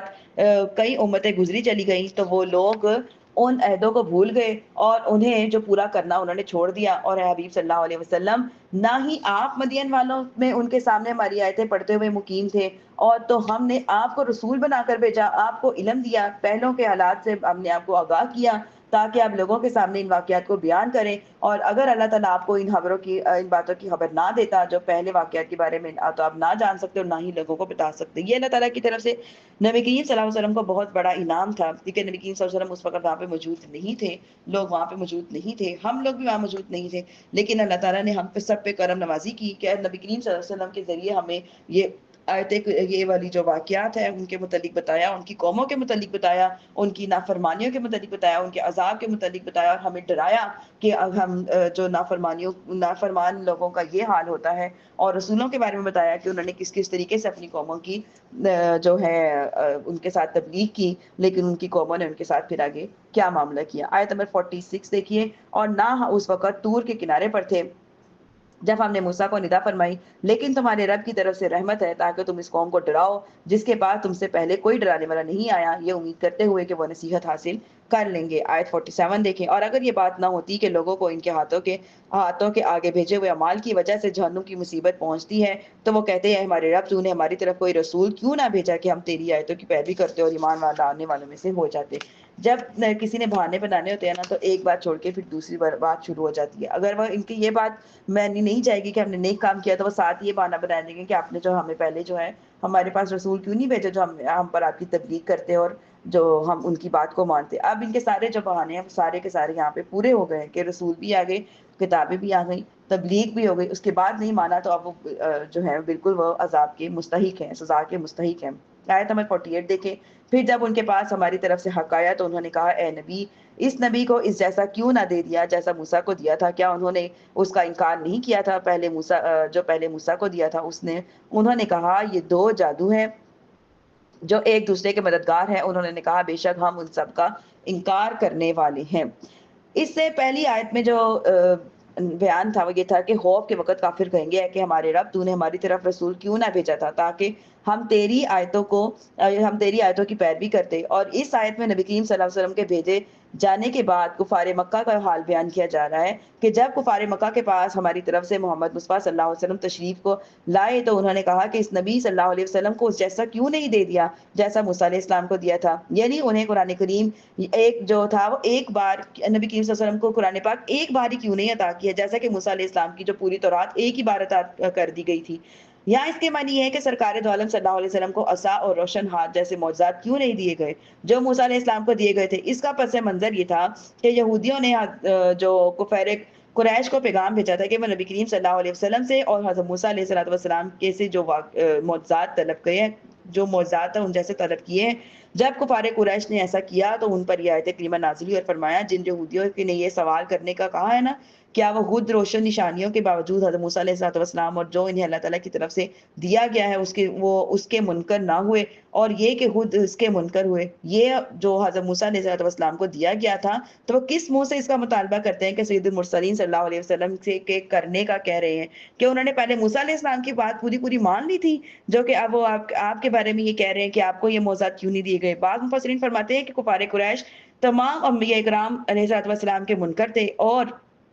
جب انہوں نے یہودیوں کے کہنے پر رسول اللہ صلی اللہ علیہ وسلم سے حضرت موسیٰ علیہ السلام جیسے معجزات طلب کیے تو اس پر اللہ تعالیٰ نے ارشاد فرمایا کیا کفار مکہ نے اس کا انکار نہیں کیا تھا جو موسیٰ علیہ السلام کو دیا تھا اور جب یہ حضرت موسیٰ علیہ السلام کو دیا جانے والے معجزات کے منکر ہیں تو پھر آج ان جیسے معجزات کا مطالبہ کیوں کر رہے ہیں کیوں کہہ رہے ہیں. کیا وہ اس وقت ان پر ایمان لے آئے تھے جو ان کو آج بھی ان جیسے ہی معجزات کی ضرورت پیش آ گئی ہے. آیت 50 دیکھیے تم فرماؤ اگر تم سچے ہو تو اللہ کے پاس سے کوئی کتاب لے آؤ جو ان دونوں کتابوں سے زیادہ ہدایت والی ہو میں اس کی پیروی جو ہے کر لوں گا. پھر اگر وہ یہ تمہاری بات قبول نہ کرے تو جان لو کہ بس وہ اپنی خواہشوں کی پیروی کر رہے ہیں اور اس سے بھر کر ظالم کون جو اللہ کی طرف سے ہدایت کے بغیر اپنی خواہش کی پیروی کرے کیونکہ اللہ ظالم لوگوں کو جو ہدایت نہیں دیتا. یہاں پہ اللہ پاک ارشاد فرما رہے ہیں کہ حبیب صلی اللہ علیہ وسلم آپ ان کافروں سے آپ فرما دیں کہ اگر تم اپنے اس قول میں سچے ہو کہ تورات اور قرآن کریم جادو ہے تو اللہ تعالیٰ کے پاس سے کوئی ایسی کتاب لے آؤ جو ان دونوں کتابوں سے زیادہ ہدایت والی ہو. اگر تم ایسی کتاب لے آئے تو میں اس کی پیروی کر لوں گا. لیکن یہ بات جو تنبیہ کے لیے فرمائی گئی تھی کفار ایسی کتاب لانے کے سے بالکل عاجز ہے جیسا کہ ہم آگے پڑھتے ہیں انشاءاللہ آیت 51 میں. دیکھیں کیا لکھا ہوا ہے کہ اور بے شک ہم نے ان کے لیے کلام مسلسل بھیجا تاکہ وہ نصیحت پکڑیں کہ بے شک ہم قرآن کریم کو ایک ہی بار نازل فرمانے پر قادر ہیں لیکن ہم نے جو کفار قریش ہے ان کے لیے اپنا کلام مسلسل بھیجا. قرآن کریم کو ان کے پاس لگاتار اور مسلسل آیا جس میں جنت کے وعدے جہنم کے عذاب کی وعیدیں سابقہ قوموں کے واقعات عبرتیں نصیحتیں ہر چیز پر مشتمل جو ہے یہ قرآن پاک کی آیات ہیں تاکہ لوگ بار بار سن کر سمجھے اور ایمان لے آئیں. تو ہمارا قرآن مجید کو تھوڑا تھوڑا نازل کرنا اس مصلحت کی وجہ سے تھا کہ وہ لوگ کس قدر جاہل ہیں اور اپنی مصلحت کے مخالفت کرتے ہوئے قرآن کریم کو ایک ہی بار میں نازل ہونے کا مطالبہ کر رہے ہیں. الذین آتیناہم الکتاب من قبلہ ہم بہ یؤمنون. کیا فرما رہے ہیں جن لوگوں کو ہم نے اس قرآن سے پہلے کتاب دی وہ اس پر ایمان لاتے ہیں. یعنی کہ یہ اس آیت کا شان نزول یہ ہے کہ اہل کتاب کے مومن حضرات حضرت عبداللہ بن سلام اور ان کے جو اصحاب تھے اصحاب کے حق میں یہ نازل ہوئی. ایک قول یہ بھی ہے کہ یہ آیت جو ہے ان انجیل والوں کے حق میں نازل ہوئی جو حبشہ سے آ کر سید المرسلین صلی اللہ علیہ وسلم پر ایمان لائیں. یہ 40 حضرات تھے جو حضرت جعفر بن ابی طالب رضی اللہ عنہ کے ساتھ آئے تھے. جب انہوں نے مسلمانوں کی حاجت اور معاش کی تنگی دیکھی تو بارگاہ رسالت صلی اللہ علیہ وسلم نے عرض کی کہ ہمارے پاس مال ہے حضور اگر آپ اجازت ہے تو ہم واپس جا کر اپنا مال لے آئیں اور ان لوگوں مسلمانوں کی خدمت میں اس کو حاضر کریں. تو آپ صلی اللہ علیہ وسلم نے اجازت دی اور وہ جا کر اپنا مال لے آئے اور انہوں نے مسلمانوں کی خدمت میں حاضر وہ مال جو ہے وہ پیش کیا اور ان کے حق میں یہ آیت کریمہ نازل ہوئی مما رزقناہم ينفقون تک یہ جو آیت ہے یہ نازل ہوئی. آگے دیکھیے کیا فرما رہے ہیں وَإِذَا يُتْلَى عَلَيْهِمْ قَالُوا آمَنَّا بِهِ إِنَّهُ الْحَقُّ مِنْ رَبِّنَا إِنَّا كُنَّا مِنْ قَبْلِهِ مُسْلِمِينَ. کیا فرما رہے ہیں اور جب ان پر یہ قرآن پڑھا جاتا ہے تو کہتے ہیں کہ ہم اس پر ایمان لائے بے شک یہی ہمارے رب کی پاس سے حق ہے اور ہم اس قرآن کے پہلے ہی فرما بردار ہو چکے ہیں. یہاں سے ان لوگوں کا وصف بیان کیا جا رہا ہے کہ جن کے بارے میں فرمایا جا رہا ہے کہ جب ان کے سامنے ان قرآن مجید کی آیتیں پڑھی جاتی ہیں تو کہتے ہیں ہم تو پہلے سے ہی مان لے آئے اور اب یہ جو بھی کچھ آیا ہے یہ ہمارے رب عز و جل کی طرف سے حق ہے. ہم اس قرآن کے نازل ہونے سے پہلے ہی اس کے فرما بردار ہو چکے ہیں. ہم حبیب خدا محمد مصطفیٰ صلی اللہ علیہ وسلم کے برحق نبی ہونے پر ایمان رکھتے ہیں کیونکہ تورات اور انجیل میں ان کا ذکر جو ہے وہ موجود ہے. جس کسی نے بھی تورات اور انجیل کو صحیح طریقے سے پڑھا, اس کے جو احکامات چھپائے گئے ان کو دیکھ کے پڑھا, یعنی کہ اس کو ان کے جو چھپائے گئے احکامات اس کو جانچ کر صحیح طریقے سے پڑھا, تو انہوں نے نبی کریم صلی اللہ علیہ وسلم پر جو ہے ایمان لے آئے اور اللہ تعالیٰ پر ایمان لے, یوم آخرت پر ایمان لے, قرآن مجید کو حق اور سچ ماننے لگے. اور جنہوں نے آیتیں جو ہیں وہ چھپا دی, تورات اور انجیل کے اوصاف چھپا دیے, ان کے احکامات چھپا دیے, اس کو صحیح طریقے سے نہ پڑھ سکے, متکبر ہو گئے, تو انہوں نے پھر اس کو قرآن پر اور اللہ تعالیٰ پر یوم آخرت پر ایمان لانے سے انکار کر دیا. آیت 54 دیکھیں, ان کو ان کا اجر دگنا دیا جائے گا کیونکہ انہوں نے صبر کیا, اور یہ برائی کو بھلائی سے دور کرتا ہے, اور ہمارے دیے ہوئے رزق میں سے جو کچھ ہماری راہ میں خرچ کرتے ہیں. آگے دیکھیے, اور جب وہ بےہودہ بات سنتے ہیں تو اسے منہ پھیر لیتے ہیں اور کہتے ہیں ہمارے لیے ہمارے اعمال اور تمہارے لیے تمہارے اعمال, بس انہیں سلام اور ہم جاہلوں کا ساتھ نہیں دیتا. بے شک ایسا نہیں ہے کہ تم جو چاہو اسے اپنی طرف سے ہدایت دے دو, لیکن اللہ جسے چاہتا ہے ہدایت دیتا ہے, اور اللہ جو ہے وہ ہدایت والوں کو خوب جانتا ہے. یہاں پہ جو ہے ابو طالب کے ایمان کے متعلق جب پوچھا گیا, فرماتے ہیں اعلیٰ حضرت فرماتے ہیں کہ یہ جو آیت مبارکہ ہے اس بارے میں ہے کہ جب ابو طالب کے ایمان کے متعلق پوچھا گیا اور ایک سوال کے جواب میں ارشاد فرماتے ہیں کہ اس میں کوئی شک نہیں کہ ابو طالب تمام عمر حضور سید المرسلین, سید الاولین والآخرین, نبی کریم علیہ الصلوۃ والسلام کی حفظ اور حمایت اور کفالت اور نصرت میں ہمیشہ مصروف رہے. اپنی اولاد سے زیادہ انہوں نے نبی کریم صلی اللہ علیہ وسلم کو عزیز رکھا. اس وقت میں ان کا ساتھ دیا جب ایک عالم حضور کا بالکل جان کا دشمن ہو گیا تھا. وہ حضور کی محبت میں اپنے تمام عزیزوں, قریبی رشتہ داروں سے مخالفت بھی انہوں نے کر لی, سب کو چھوڑ دینا قبول کیا, لیکن نبی کریم صلی اللہ علیہ وسلم کو پریشان کرنا, انہیں اکیلا چھوڑنا انہوں نے یہ قبول نہ کیا. اور یقیناً جانتے تھے کہ نبی کریم صلی اللہ علیہ وسلم اللہ کے سچے رسول ہیں, ان پر ایمان لانے والے ہیں, جنت بھی ہمیشہ رہے گی, اور وہ جو ہے جنت کی ابدی اور تکذیب میں دائمی, جہنم میں دائمی ہے, کہ انہیں پتا ہے کہ جنت جو ہے ہمیشہ رہے گی, اور جو جہنم ہے اس کی اگر جھٹلایا جائے گا, اس کو جنت کو جھٹلایا جائے گا, تو پھر کیا ہے, ہمیشہ کے لیے جہنم ہے. بنو ہاشم کو مرتے وقت وصیت کی کہ محمد صلی اللہ علیہ وسلم کی تصدیق کرو تو فلاح پا جاؤ گے. ناز شریف میں قصائد اور ان سے کافی منقول ہے, اور ان پر کیا ہے کہ براہ راست بھی انہوں نے کافی دفعہ یہ بات کہی کہ نبی کریم صلی اللہ علیہ وسلم جو ہے وہ حق پر ہے اور سچ پر ہے, جو بھی ان کی بات مانے گا وہ فلاح پا جائے گا. آیت نمبر 57 دیکھیے, کیا ارشاد فرمایا, اور کافر کہتے ہیں کہ اے محمد اگر تم ہمارے ساتھ مل کر ہدایت کی پیروی کریں, کہ ہم تمہارے ساتھ مل کر ہدایت کی پیروی کریں گے تو تم ہماری سرزمین میں سے اچک لیا جائے گا. اب کیا ہم نے انہیں امن اور امان والی جگہ حرم میں ٹھکانہ نہ دیا تھا جس کی طرف ہر چیز کے پھل لائے جاتے ہیں, اور ہماری طرف کا جو رزق ہے, ہماری طرف کا رزق ہے, ہم ان پر اکثر, لیکن ان میں جو ہے وہ اکثر لوگ نہیں جانتے. آیت نمبر 58 دیکھیے, اور کتنے شہر ہم نے ہلاک کر دیے جو اس عیش پر اترانے لگے کہ یہ ان کے مکانات ہیں جن میں ان کے بعد بہت کم رہائش رکھی جائے گی اور ہم ہی وارث ہیں. یعنی کہ نبی علیہ الصلوۃ والسلام کی اطاعت سے امن جو ہے نصیب ہوتا ہے, نبی علیہ الصلوۃ والسلام کی مخالفت سے ہلاکت ہوتی ہے, جبکہ کفار مکہ نے الٹا سمجھ لیا تھا کہ حضور صلی اللہ علیہ وسلم کی اطاعت سے بدامنی ہوگی اور مخالفت سے امن ملے گا. حالانکہ طریق اس کے برعکس ہے, اور طریق سے ادنا سی واقفیت رکھنے والا شخص بھی اس بات کو جانتا ہے کہ جس طرح سے جن لوگوں نے اپنے نبی صلی اللہ علیہ وسلم کی اطاعت کی انہوں نے دنیا میں امن پایا, اور جنہوں نے اللہ تعالیٰ اور وہ اللہ تعالیٰ کے عذاب سے محفوظ ہو گئے. اور جو لوگ نبی کریم صلی اللہ علیہ وسلم کی اطاعت سے محروم رہ گئے اور انہوں نے ان کی اطاعت نہ کی, تو پھر کیا ہوا کہ وہ انتہائی خوفناک عذابوں کے ذریعے جو ہے وہ ہلاک کر دیے جائیں گے. اسی بات کو سامنے رکھتے ہوئے ہمیں اپنے معاشرے میں بھی اس بارے میں غور اور فکر کرنی چاہیے کہ ہمارے معاشرے میں لوگوں کا کیا حال ہے کہ نبی کریم صلی اللہ علیہ وسلم کی تعلیمات اور احکامات پر عمل نہیں کرتے, اور جس کی وجہ سے آج ہمارے ملکوں میں کیا نظام ہو رہے ہیں, ہر طرف لڑائی جھگڑے, دو ملک آپس میں لڑے, مسلمان ہو کے ملک جو ہے کفار کے سامنے اپنا سر جھکا رہے ہیں. وہ اس بارے میں نہیں سوچتے, فکر نہیں کرتے کہ ہم نے اپنے رب کو کیا منہ دکھانا ہے. اللہ تعالیٰ کی نافرمانی کرنے میں لوگوں کی پکڑ, اس کی سزا انہیں خوف کھانا چاہیے, جبکہ اللہ تعالیٰ کی گرفت اور عذاب سے بے خوف ہونا یہ کفار کا طریقہ ہے. اس لیے ہم سب کو چاہیے کہ اللہ تعالیٰ کی نافرمانی کے معاملے میں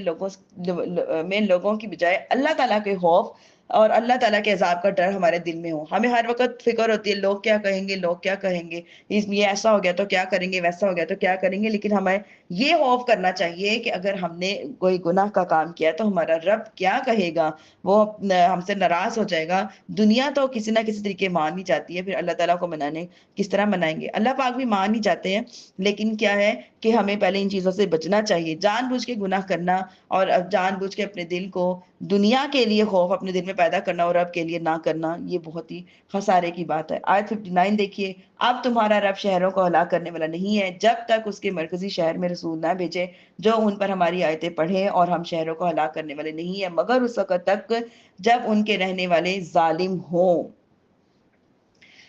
رسول اللہ صلی اللہ علیہ وسلم کی تشریف آوری سے پہلے کی وہ بستیاں جو اجڑی ہوئی تھی اور ویران نظر آ رہی تھی، اور اس زمانے میں ان میں سے کئی بستیاں کے آثار ابھی بھی موجود ہیں جو بغیر کسی وجہ کے تباہ و برباد نہیں کی گئی، بلکہ اس میں اللہ تعالیٰ نے اپنے رسول علیہ الصلوۃ والسلام بھیجے. انہوں نے اس میں رہنے والوں کے تک اللہ تعالیٰ کے پیغام پہنچائے. انہوں نے کفر اور شرک چھوڑ کر اللہ تعالیٰ کی وحدانیت کو ماننے، صرف اسی کی عبادت کرنے کی دعوت دی گئی. لیکن وہاں کے رہنے والے لوگوں نے اللہ تعالیٰ اور اس کے رسولوں کی بات ماننے کی بجائے انہیں جھٹلایا اور کفر اور شرک میں آرے رہے، تو اللہ تعالیٰ نے ان کے اس ظلم کی وجہ سے انہیں ہلاک کر دیا اور ان کے شہروں اور ان کی بستیوں کو تباہ و برباد کر دیا. آیت 60 دیکھیے،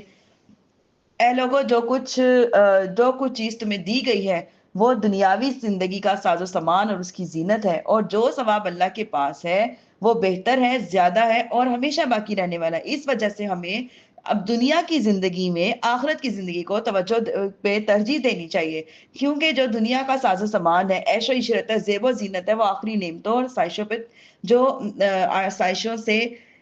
کم ہے. آخرت کی آسائشیں ہمیشہ رہنے والی ہیں، سدا رہنے والی ہیں، اس کا کوئی بھی دی اینڈ نہیں ہے. لیکن دنیا میں جو ہم دنیا کے پیچھے اس کی آسائشوں کے پیچھے بھاگ دوڑ تگ و دو کرتے رہتے ہیں، یہ ابدی ہے اور ختم ہو ہی جانی ہے. یہ ختم ہو یا نہ ہو، اس سے پہلے ہم نے ختم ہو جانا ہے. تو اس وجہ سے اپنے ختم ہونے سے پہلے ہم اپنی آخرت کا انتظام کر لیں کہ ہم نے اپنی آخرت کا کیا انتظام کرنا ہے، اپنے رب کو کیا منہ دکھانا ہے، اپنے نامہ اعمال کیا لے کے جانے ہیں، آخرت میں ہماری کامیابی کیسے ہے. دنیا میں کامیابی کے لیے ہم کتنی محنت کرتے ہیں، دن رات محنت کرتے ہیں. آدمی جو ہے وہ اپنی کمائی کے ذریعے، خواتین جو ہے وہ اپنی گھرداری کے ذریعے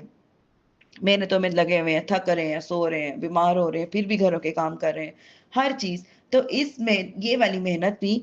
چلو کسی حد تک کرنی چاہیے کہ زندہ رہنے کے لیے ہر چیز جو ہے وہ ضروری ہوتی ہے، لیکن اتنی ضروری نہیں ہوتی کہ ہم اس کے پیچھے لگ کر اپنی آخرت کی زندگی سے، آخرت کی کامیابی سے محروم ہو جائیں. یہ بس اتنی حد تک ٹھیک ہے جس سے ہمارا گزارا ہو جائے. اس کے بعد جب ہم دیکھیں کہ اب ہمیں یہ ساری چیزیں عطا ہو گئی، جیسے کہ خواتین گھروں میں جلد سے جلد اپنے کام کو نپٹا کر اپنے رب کی یاد میں مشغول ہو جائیں، جو بھی کام کریں، جو بھی ہمارے معاشرے میں، ہمارے معاملات، ہمارے خاندانوں میں ہمارے معاملات، میل جول جو کچھ بھی ہے، اس میں ہم سب سے پہلے دیکھیں ہمارے رب کا حکم کیا ہے، کسی معاملے میں حکم کیا آ رہا ہے، کیا ہم لوگوں کے لیے اپنے دل میں کیا بات رکھ رہے ہیں، کیا نہیں. سب سے پہلے جو معاملات ہیں، جو ہماری نیکیوں کو، جب ہم نیکیاں بھی کر لیں اور ہمارے معاملات اچھے نہیں ہوں گے تو پھر ہمیں نیکیوں کا فائدہ بھی نہیں رہے گا. اس وجہ سے ہر معاملے میں اللہ تعالیٰ نے ہمیں ہر چیز سکھائی ہے. دنیا داری میں جو ہمارے معاملات ہیں اس میں ہم نے کیسے بچنا ہے، اس میں کیا سوچ رکھنی چاہیے، کیا نہیں رکھنی چاہیے، کون سی چیز ہمارے لیے آخرت میں کامیابی کا سبب ہے اور کون سی چیز کامیابی کا سبب نہیں ہے. ہر چیز کو ہم نے تفصیل سے پڑھ لیا ہے. اب اس میں غور و فکر کر کے ان چیزوں کو اپنی طرف لانے کا جو ہے ہمیں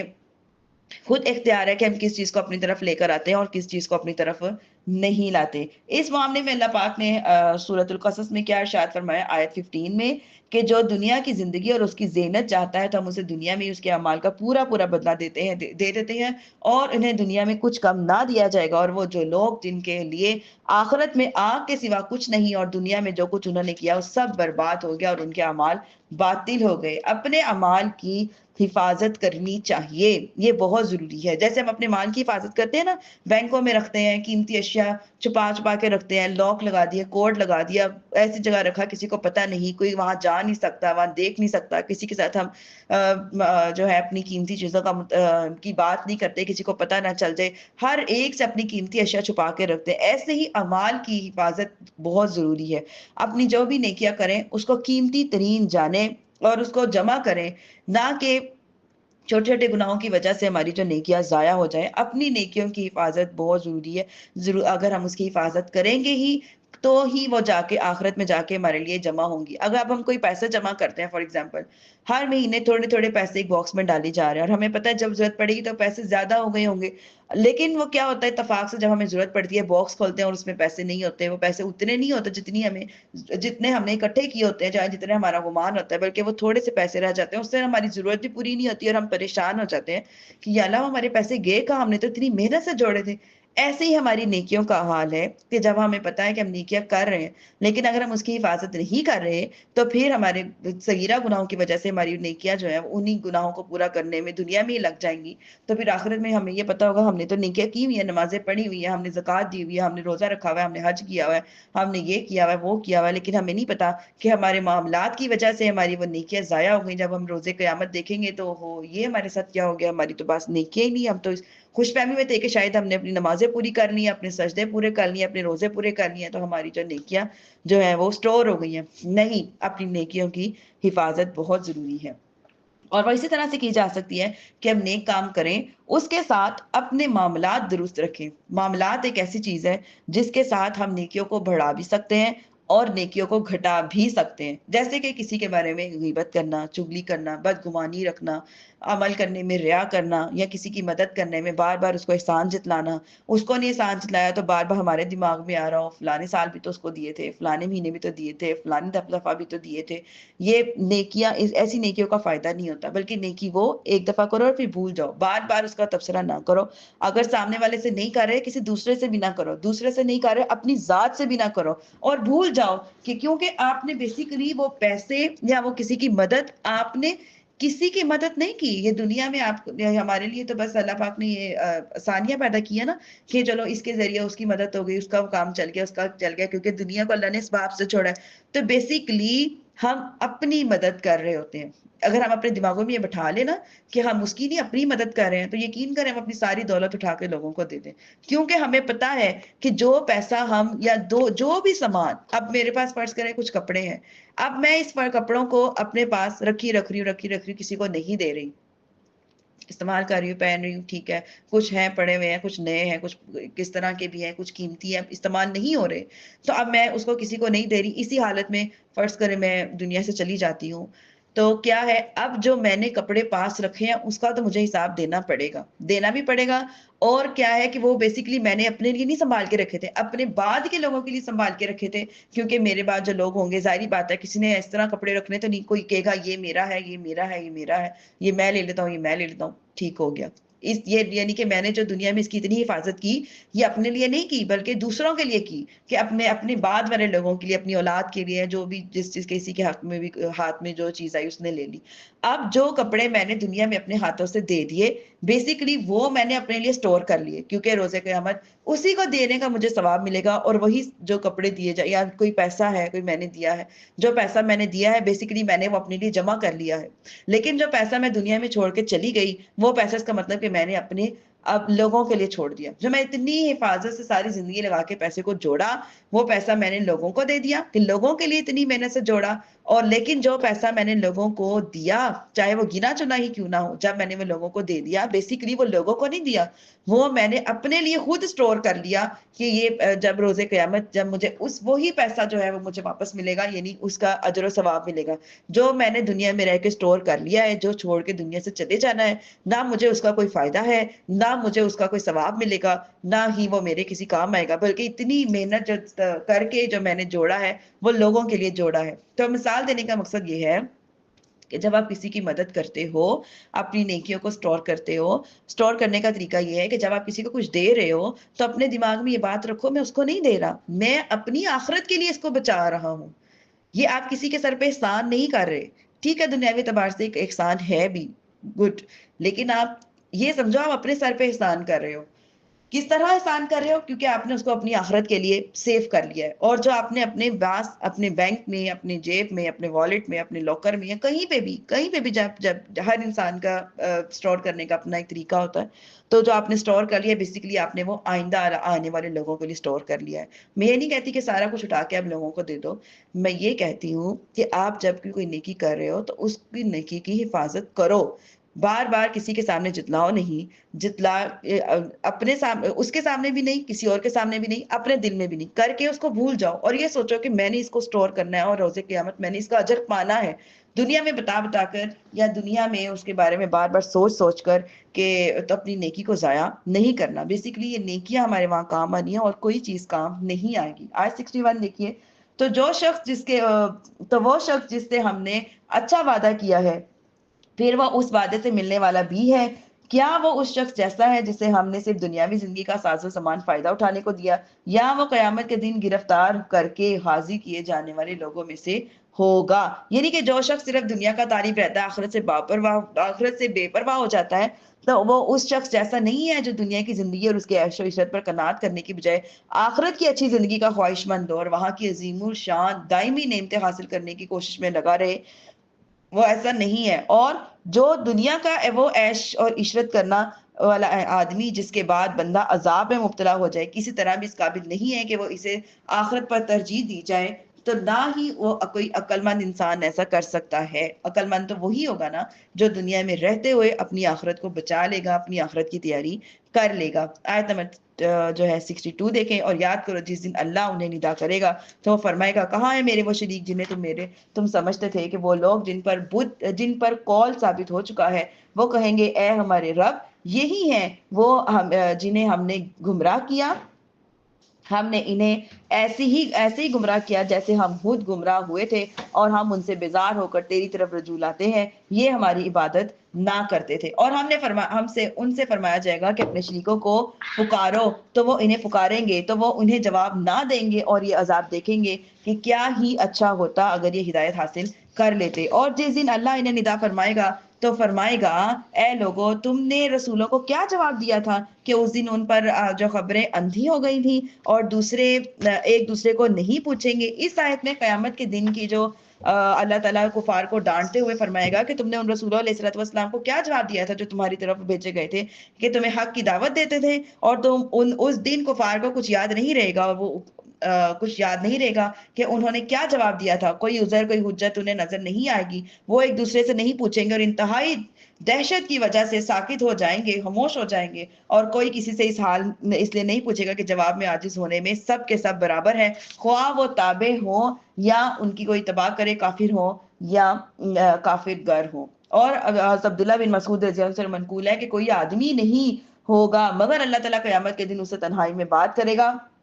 یعنی بندہ لوگوں سے جدا ہوگا. اللہ عز و جل ارشاد فرمائے گا، اے ابن آدم، کس چیز نے تجھے مجھ سے دھوکے میں ڈالا تھا؟ اے ابن آدم، تو نے رسولوں کو کیا جواب دیا تھا؟ اے ابن آدم، تم نے اپنے علم پر کیا عمل کیا تھا؟ اللہ اکبر. آیت 67 دیکھیے. تو جس نے توبہ کی اور ایمان لایا اور اچھا کام کیا تو قریب ہے کہ وہ کامیاب ہونے والوں میں سے ہوگا. آیت 68. اور تمہارا رب پیدا کرتا ہے جو چاہتا ہے، جسے چاہتا ہے پسند کرتا ہے، اور ان مشرکہ کا کچھ اختیار نہیں، اللہ ان کے شرک سے پاک اور بالا تر ہے. وَرَبُّكَ يَعْلَمُ مَا تُكِنُّ صُدُورُهُمْ وَمَا يُعْلِنُونَ. کیا فرما رہے ہیں؟ اور تمہارا رب جو ہے جانتا ہے جو ان کے سینوں میں چھپائے ہوئے ہیں اور جو ظاہر کرتے ہیں. اللہ ہی ہے جو ہم سب کے ظاہر اور باطن کو جانتا ہے. کبھی کبھی ہم خود بھی اپنے آپ سے دھوکے میں رہ جاتے ہیں، لیکن رب تعالیٰ کو ہر بات معلوم ہوتی ہے، اور وہی اللہ ہے جس کے سوا کوئی معبود نہیں. دنیا اور آخرت میں سب جو تعریفیں اسی کے لیے ہیں، اور اسی کا حکم ہے، اور اسی کی طرف لوٹائے جاؤ گے. تم فرماؤ بھلا دیکھو کہ اگر اللہ تم پر قیامت تک ہمیشہ رات ہی بنا دے تو اللہ کے سوا کون دوسرا معبود ہے جو تمہارے لیے دن کی روشنی لے کر رہے گا؟ کیا تم سنتے نہیں ہو؟ تم فرماؤ بھلا دیکھو کہ اگر اللہ تم پر قیامت تک ہمیشہ دن ہی دن بنا دے تو اللہ کے سوا کون معبود ہے جو تمہارے پاس رات لے کر آئے گا جس میں تم آرام کرو؟ کیا تم یہ بات دیکھتے نہیں ہو؟ اس نے اپنی رحمت سے تمہارے لیے دن اور رات بنائے کہ رات میں آرام کرو اور دن میں اپنے رب کا فضل تلاش کرو، یعنی روزی کو کماؤ. اپنے رب کی جو ہے دن بھر مشقت کرنے کے بعد رات کو تم سکون کرو اور دن بھر اپنی روزی کو تلاش کرو جو کہ اللہ تعالیٰ کا فضل ہے. اپنے معاشی کاروبار، سرگرمیاں وغیرہ کو انجام دو. آیت 74. اور یاد کرو جس دن اللہ انہیں ندا فرمائے گا اور ندا کرے گا تو فرمائے گا، کہاں ہیں میرے وہ شریک جنہیں تم جو ہے میرا شریک سمجھتے تھے؟ یعنی کہ یہاں پہ فرمایا جا رہا ہے کہ حبیب صلی اللہ علیہ وسلم آپ وہ والا دن یاد کریں جس دن اللہ تعالیٰ ان مشرکوں کو یہ ندا فرمائیں گے، یہ آواز دی جائے گی، اور ہم ہر امت میں سے ایک گواہ کو نکال لیں گے، پھر فرمائیں گے اپنی دلیل لاؤ، تو وہ جان لیں گے کہ اللہ حق جو ہے اللہ ہی کے لیے ہے، اور ان سے ان کی بنائی ہوئی جھوٹی باتیں گم ہو جائیں گی۔ آیت نمبر 76 دیکھیں، بے شک قارون موسیٰ کی قوم میں سے تھا، پھر اس نے قوم پر زیادتی کی اور ہم نے اس کے اتنے خزانے دیے کہ جس کی کنجیاں اٹھانا ایک طاقتور جماعت پر بھاری تھی۔ جب اس نے اس کی قوم پر اس کی قوم نے کہا اتراؤ نہیں، بے شک اللہ اترانے والوں کو پسند نہیں کرتا۔ یہاں سے قارون کے خزانے کا ایک مختصر سا جو ہے واقعہ میں آپ کے سامنے پیش کرتی ہوں کہ قارون جو ہے حضرت موسیٰ علیہ السلام کے سسرالی چچے کا بیٹا تھا، انتہائی خوبصورت اور حسین شکل کا آدمی تھا، اس لیے اسے منور بھی کہتے تھے۔ بنی اسرائیل میں تورات کا سب سے بہتر قاری تھا، ناداری کے زمانے میں نہایت عاجزی والا تھا اور بہت ہی اخلاق والا تھا۔ دولت ہاتھ آتے ہی اس کا حال جو تبدیل ہو گیا اور یہ بھی سامری کی طرح منافق ہو گیا۔ کہا گیا ہے کہ فرعون نے اسے بنی اسرائیل پر حاکم بنا دیا تھا۔ اللہ تعالیٰ نے اسے اتنے خزانے عطا کیے تھے کہ اس کی چابیاں اٹھانا ایک طاقت اور جماعت پر بھی بھاری پڑتا تھا، اور یہ لوگ خزانوں کی وزنی چابیاں اٹھا اٹھا کر تھک جایا کرتے تھے۔ جب قارون سوار ہو کر نکلتا تو کئی خچروں پر اس کے خزانوں کی چابیاں لاد دی جاتی تھی۔ جب اسے بنی اسرائیل کے مومن حضرات نے کہا اے قارون تم اپنے مال کی کثرت سے اتراؤ نہیں، بے شک اللہ تعالیٰ اترانے والوں کو پسند نہیں کرتا، اور اللہ تعالیٰ نے تجھے جو مال دیا ہے اس کے ذریعے تو اللہ تعالیٰ کی نعمتوں کا شکر ادا کر کے مال کو اللہ کی راہ میں خرچ کر کے آخرت کا گھر طلب کرو، اور دنیا سے اسے اپنا حصہ نہ بھول جاؤ، دنیا سے اپنا حصہ نہ بھول کیوں بلکہ دنیا میں آخرت کے لیے عمل کرتا تو عذاب سے نجات پا لیتا۔ لیکن چونکہ دنیا میں انسان کا یہ حقیقی حصہ یہ ہے کہ وہ صدقہ اور صلہ رحمی کر کے وغیرہ کر کے آخرت کے لیے عمل کرے، تو اللہ تعالیٰ بندوں کے ساتھ اسی طرح احسان کرتا ہے جیسا اللہ تعالیٰ نے تجھ پر احسان کیا، اور گناہ کے ارتکاب کر کے بغیر ظلم اور بغاوت اور سرکشی کر کے دنیا میں فساد نہ کر، بے شک اللہ تعالیٰ فسادیوں کو پسند نہیں کرتا۔ یہاں پہ آیت نمبر 76 میں قارون کے اترانے اور فخر اور تکبر کے طور پر خوش ہونے کا جو ہے ذکر ہے۔ یہاں سے ہمیں یہ ہے کہ شیخی کی خوشی جو ہے اس پر اترانا حرام ہے، کہ انسان کہے کہ میرے پاس بڑی دولت ہے، بڑا پیسہ ہے، جو بھی اس کو کوئی منصب وغیرہ ملا ہو، کسی بھی چیز میں اترانا نہیں چاہیے۔ خالی صرف دولت میں نہیں، کوئی بھی چیز اللہ پاک آپ کو کوئی نعمتیں عطا کرے، کسی کو بیٹے زیادہ عطا کر دیتا ہے، کسی کو زیادہ اولاد عطا کر دیتا ہے، کسی کے ساتھ اللہ پاک کسی کو دین کی سمجھ عطا کر دیتا ہے، کسی کو کوئی منصب عطا کر دیتا ہے، کسی کو کچھ بھی اللہ پاک عطا کرے، کسی بھی چیز میں اترانا نہیں چاہیے۔ اللہ تعالیٰ کو عاجزی پسند ہے، عاجزی، اور اللہ پاک عاجز لوگوں کو ہی پسند فرماتے ہیں۔ امام محمد غزالی رحمۃ اللہ فرماتے ہیں کہ مال، دولت، پیروکار، مددگاری کی کثرت کی وجہ سے تکبر کرنا تکبر کی سب سے بری جو ہے قسم ہے، کیونکہ مال پر تکبر کرنے والا اس شخص کی طرح ہے جو اپنے گھوڑے اور مکان پر تکبر کرتا ہے۔ اب اگر اس کا گھوڑا مر جائے، مکان گر جائے تو وہ ذلیل اور رسوا ہو جاتا ہے۔ اور جو شخص بادشاہوں کی طرف سے اختیارات پانے پر تکبر کرتا ہے، اپنی کسی ذاتی صفت پر نہیں، تو وہ اپنا معاملہ ایسے دل پر رکھتا ہے جو ہنڈیا سے بھی زیادہ جوش مارتا ہے۔ اب اگر اس سلسلے میں کچھ تبدیلی آ جائے تو وہ مخلوق میں سب سے زیادہ ذلیل ہو جاتا ہے۔ ہر وہ شخص جو خارجی امور کی وجہ سے تکبر کرتا ہے، اس کی جہالت ظاہر ہے، کیونکہ مالداری میں تکبر کرنے والا آدمی اگر غور کرے تو دیکھے گا کہ کئی یہودی مال اور دولت، حسن جمال میں اس سے بھر گئے، اس سے جو ہے بھرے ہوئے تھے، یعنی کہ پہلے لوگوں کے پاس بہت زیادہ مال اور دولت بھی تھا اور بہت زیادہ حسن بھی تھا۔ اور ایسے شرف پر افسوس ہے جس میں یہودی تم سے سبقت لے جائیں، اور ایسے شرف پر بھی افسوس ہے کہ جسے چور ایک لمحے میں لے جائے۔ کہ کیا ہے کہ دولت اللہ چاہے تو فوری طور پر لے بھی سکتے ہیں، حسن اللہ چاہے فوری طور پر لے بھی سکتے ہیں، کوئی منصب، کوئی عہدہ، کوئی بھی چیز جو انسان کو دی جاتی ہے، اللہ چاہے تو اللہ پاک منٹ میں اگر دینے پہ قادر ہے تو لینے پر بھی قادر ہے۔ پتہ نہیں انسان یہ بات ہم لوگ کیوں بھول جاتے ہیں، کیوں ہمارے اندر یہ چیزیں نہیں آتی۔ اللہ تعالیٰ ہم سب مسلمانوں کو مال اور دولت کی وجہ سے پیدا ہونے والے تکبر سے ہمیشہ بچائے، ہر قسم کے تکبر سے بچائے، وہ کسی بھی قسم کا ہو۔ کسی کے پاس علم کا تکبر ہوتا ہے، کسی کے پاس محنت کا تکبر، کسی کے پاس دولت کا، کسی کے پاس حسن کا، کسی کے پاس اولاد کا، کسی کے پاس عقل مندی کا کہ میں بہت عقل مند ہوں، کسی کے پاس یہ کہ میرے پاس یہ ہنر ہے، میرے پاس وہ ہنر ہے۔ کسی بھی چیز کا تکبر بہت بری چیز ہے، بہت بری چیز ہے، اپنی نیکیوں کو جلا کر ختم کر دینے والی چیز ہے یہ۔ آگے دیکھیے آیت نمبر 77، اور جو مال تجھے اللہ نے دیا ہے اس کے ذریعے آخرت کا گھر طلب کر، اور دنیا میں اپنا حصہ نہ بھول، اور احسان کر جیسا اللہ نے تجھ پر احسان کیا، زمین میں فساد نہ پھیلا، بے شک اللہ تعالیٰ فسادیوں کو پسند نہیں کرتا۔ یہاں پہ نبی کریم صلی اللہ علیہ وسلم نے ایک شخص کو نصیحت کرتے ہوئے ارشاد فرمایا کہ پانچ چیزوں سے پہلے غنیمت سمجھو۔ جوانی کو بڑھاپے سے پہلے، کہ جوانی میں جتنی عبادت کر لو اچھا ہے، بوڑھا ہو کے،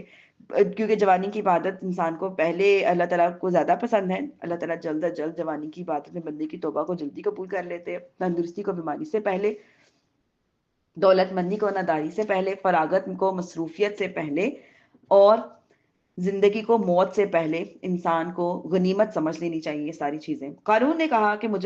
یہ تو مجھے ایک علم کی بنا پر ملا ہے جو میرے پاس ہے، اور کیا اس سے یہ نہیں معلوم کہ اللہ نے اس سے پہلے وہ قومیں ہلاک فرما دی جو زیادہ طاقتور اور زیادہ مال ہونے کی وجہ سے مال جمع کرنے والی تھی، اور مجرموں میں ان کے گناہوں کی پوچھ گچھ نہیں کی جاتی۔ یہاں پہ بھی خود پسندیدی کہ اس نے خود پسندیدی کی، تو خود پسندیدی کا پورا بیان ہم تفصیل سے پہلے پڑھ چکے ہیں۔ آیت 79 میں دیکھیے، تو وہ اپنی زینت میں اپنی قوم کے سامنے نکلا تو دنیاوی زندگی کے طلبگار کہنے لگے، اے کاش ہمیں بھی ایسا مل جاتا جیسا قارون کو ملا ہے، بے شک یہ بڑے نصیب والا ہے۔ کہ دنیا کی نعمتیں دے کر انسان کے اندر یہ غبطہ ہو جاتا ہے کہ کسی کو دولت مند دے کر تو اس کو ہوتا ہے کہ اللہ پاک ہمیں بھی عطا کرے، اللہ ہمیں بھی عطا کرے۔ اللہ تعالیٰ سے ہمیشہ عافیت کی دعا مانگنی چاہیے، کیونکہ اللہ پاک جس کو جو چاہتے ہیں عطا کرتے ہیں۔ ایک یہاں پہ قول یہ ہے کہ ایک مرتبہ ہفتے کے دن قارون بہت زیادہ جلال سے اس طرح سے نکلا کہ خود سونے کی اس نے زین اپنے اوپر ڈالی ہوئی تھی، اور سفید رنگ کے خچر پر اس نے بہت خوبصورت سا ایک جوڑا پہن کے سوار ہوا، اور اس کے ساتھ ہزاروں لونڈیاں غلام زیوروں سے آراستہ ریشمی کپڑے پہنے ہوئے سجے ہوئے گھوڑوں پر سوار ہوئی۔ جب لوگوں نے اس کی زینت کو دیکھا تو ان میں سے جو دنیا میں رغبت رکھتے تھے اور دنیاوی زندگی کے طلبگار تھے وہ کہنے لگے کہ اے کاش ہمیں بھی ایسی شان و شوکت اور مال و دولت مل جاتی جیسے قارون کو دنیا میں ملی تھی، بے شک یہ بڑے نصیب والا ہے۔ آگے دیکھیے کہ کیا فرما رہے ہیں آیت نمبر 80، اور جنہیں علم دیا گیا تھا انہوں نے کہا تمہاری خرابی ہو، اللہ کا ثواب بہتر ہے اس آدمی کے لیے جو ایمان لے اور اچھے کام کرے، اور یہ انہی کو دیا جائے گا جو صبر کرے گا۔ صبر بہت بڑی نعمت ہے، اور ہم نے اسے اور اس کے گھر والوں کو زمین میں دھنسا دیا، اور اس کے پاس کوئی جماعت نہ تھی جو اللہ کے مقابلے میں اس کی مدد کرتی، اور نہ خود وہ مدد کر سکتا تھا۔ قارون اور اس کے گھر والوں کو زمین میں گھسانے کا جو یہاں سے واقعہ بیان ہو رہا ہے کہ حضرت موسیٰ علیہ السلام نے بنی اسرائیل کو دریا کے پار لے جانے کے بعد قارونیوں کو قربانیوں کا انتظام کیا اور حضرت ہارون علیہ السلام کے سپرد کر دیا۔ بنی اسرائیل اپنی قربانیاں حضرت ہارون کے پاس لاتے اور اسے جو ہے قربانیوں کو جو ہے مذبح میں رکھتے، یعنی جہاں پہ وہ ذبح کیا جاتا ہے، جہاں آسمان سے آگ اتر کر ان کو کھا لیتی ہے۔ قارون کو حضرت ہارون علیہ السلام کی اس منصب سے حسد ہوا، اور اس نے حضرت موسیٰ علیہ السلام سے کہا رسالت تو آپ کی ہوئی ہے، تو قربانی کی سرداری حضرت ہارون علیہ السلام کو دی ہے، میں کچھ بھی نہیں رہا، حالانکہ میں تورات کا بہترین قاری ہوں، میں اس پر صبر نہیں کر سکتا۔ حضرت موسیٰ نے کہا، حضرت موسیٰ علیہ السلام نے فرمایا یہ منصب حضرت ہارون علیہ السلام کو میں نے خود سے نہیں دیا بلکہ اللہ تعالیٰ کے حکم سے دیا ہے۔ قارون نے کہا خدا کی قسم میں آپ کی تصدیق نہ کروں گا جب تک آپ مجھے اس بات کا ثبوت نہ دکھا دیں۔ اس کی یہ بات سن کر حضرت موسیٰ علیہ السلام نے حضرت بنی اسرائیل کے سرداروں کو جمع کیا اور ان سے فرمایا اپنی لاٹیاں لے آؤ۔ وہ لاٹیاں لے آئے تو حضرت موسیٰ علیہ السلام نے ان سب کو اپنے خیمے میں جمع کیا، اور رات بھر بنی اسرائیل ان لاٹھیوں کا پہرا دیتے رہے۔ صبح کو حضرت ہارون علیہ السلام کا عصا سرسب شاداب ہو گیا اور اس میں پتے نکل آئے۔ حضرت موسیٰ علیہ السلام نے فرمایا اے قارون تو نے یہ دیکھا؟ قارون نے کہا یہ آپ کے جادو سے کچھ عجیب نہیں۔ حضرت موسیٰ علیہ السلام نے فرمایا اس کے ساتھ اچھی طرح پیش آتے رہے، لیکن جو آپ کو ہر وقت جو ہے تکلیف دیتا تھا اور آپ کی اور اس کی سرکشی اور تکبر اور حضرت موسیٰ علیہ السلام کے ساتھ عداوت جو دم بدم بہت زیادہ بڑھتی گئی۔ ایک مرتبہ قارون نے اپنا مکان بنایا اور جس کا دروازہ سونے کا تھا اور اس کی دیواروں پر سونے کے جو تھے تختے نصب کر دیے گئے تھے۔ بنی اسرائیل صبح شام اس کے پاس آتے اور کھانے کھاتے باتیں کرتے اسے ہنسایا کرتے۔ جب زکوٰۃ کا حکم نازل ہوا تو قارون حضرت موسیٰ علیہ السلام کے پاس آیا اور اس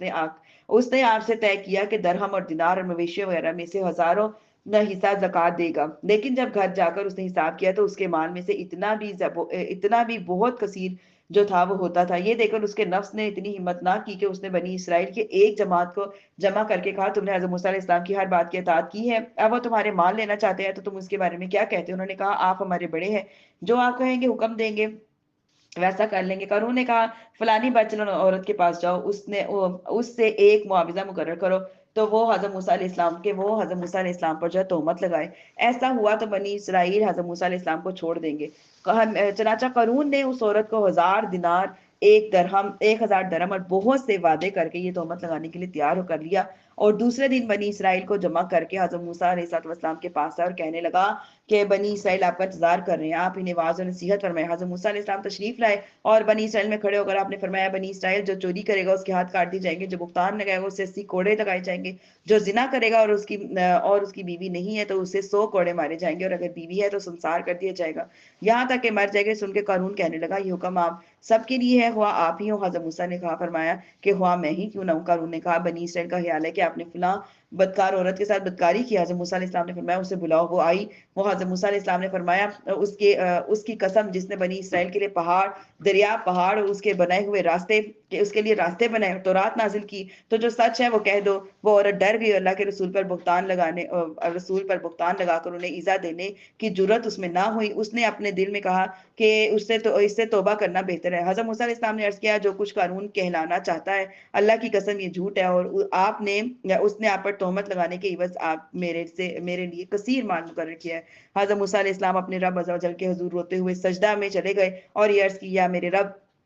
اگر میں تیرا رسول ہوں اور میری وجہ سے قارون پر غضب فرما،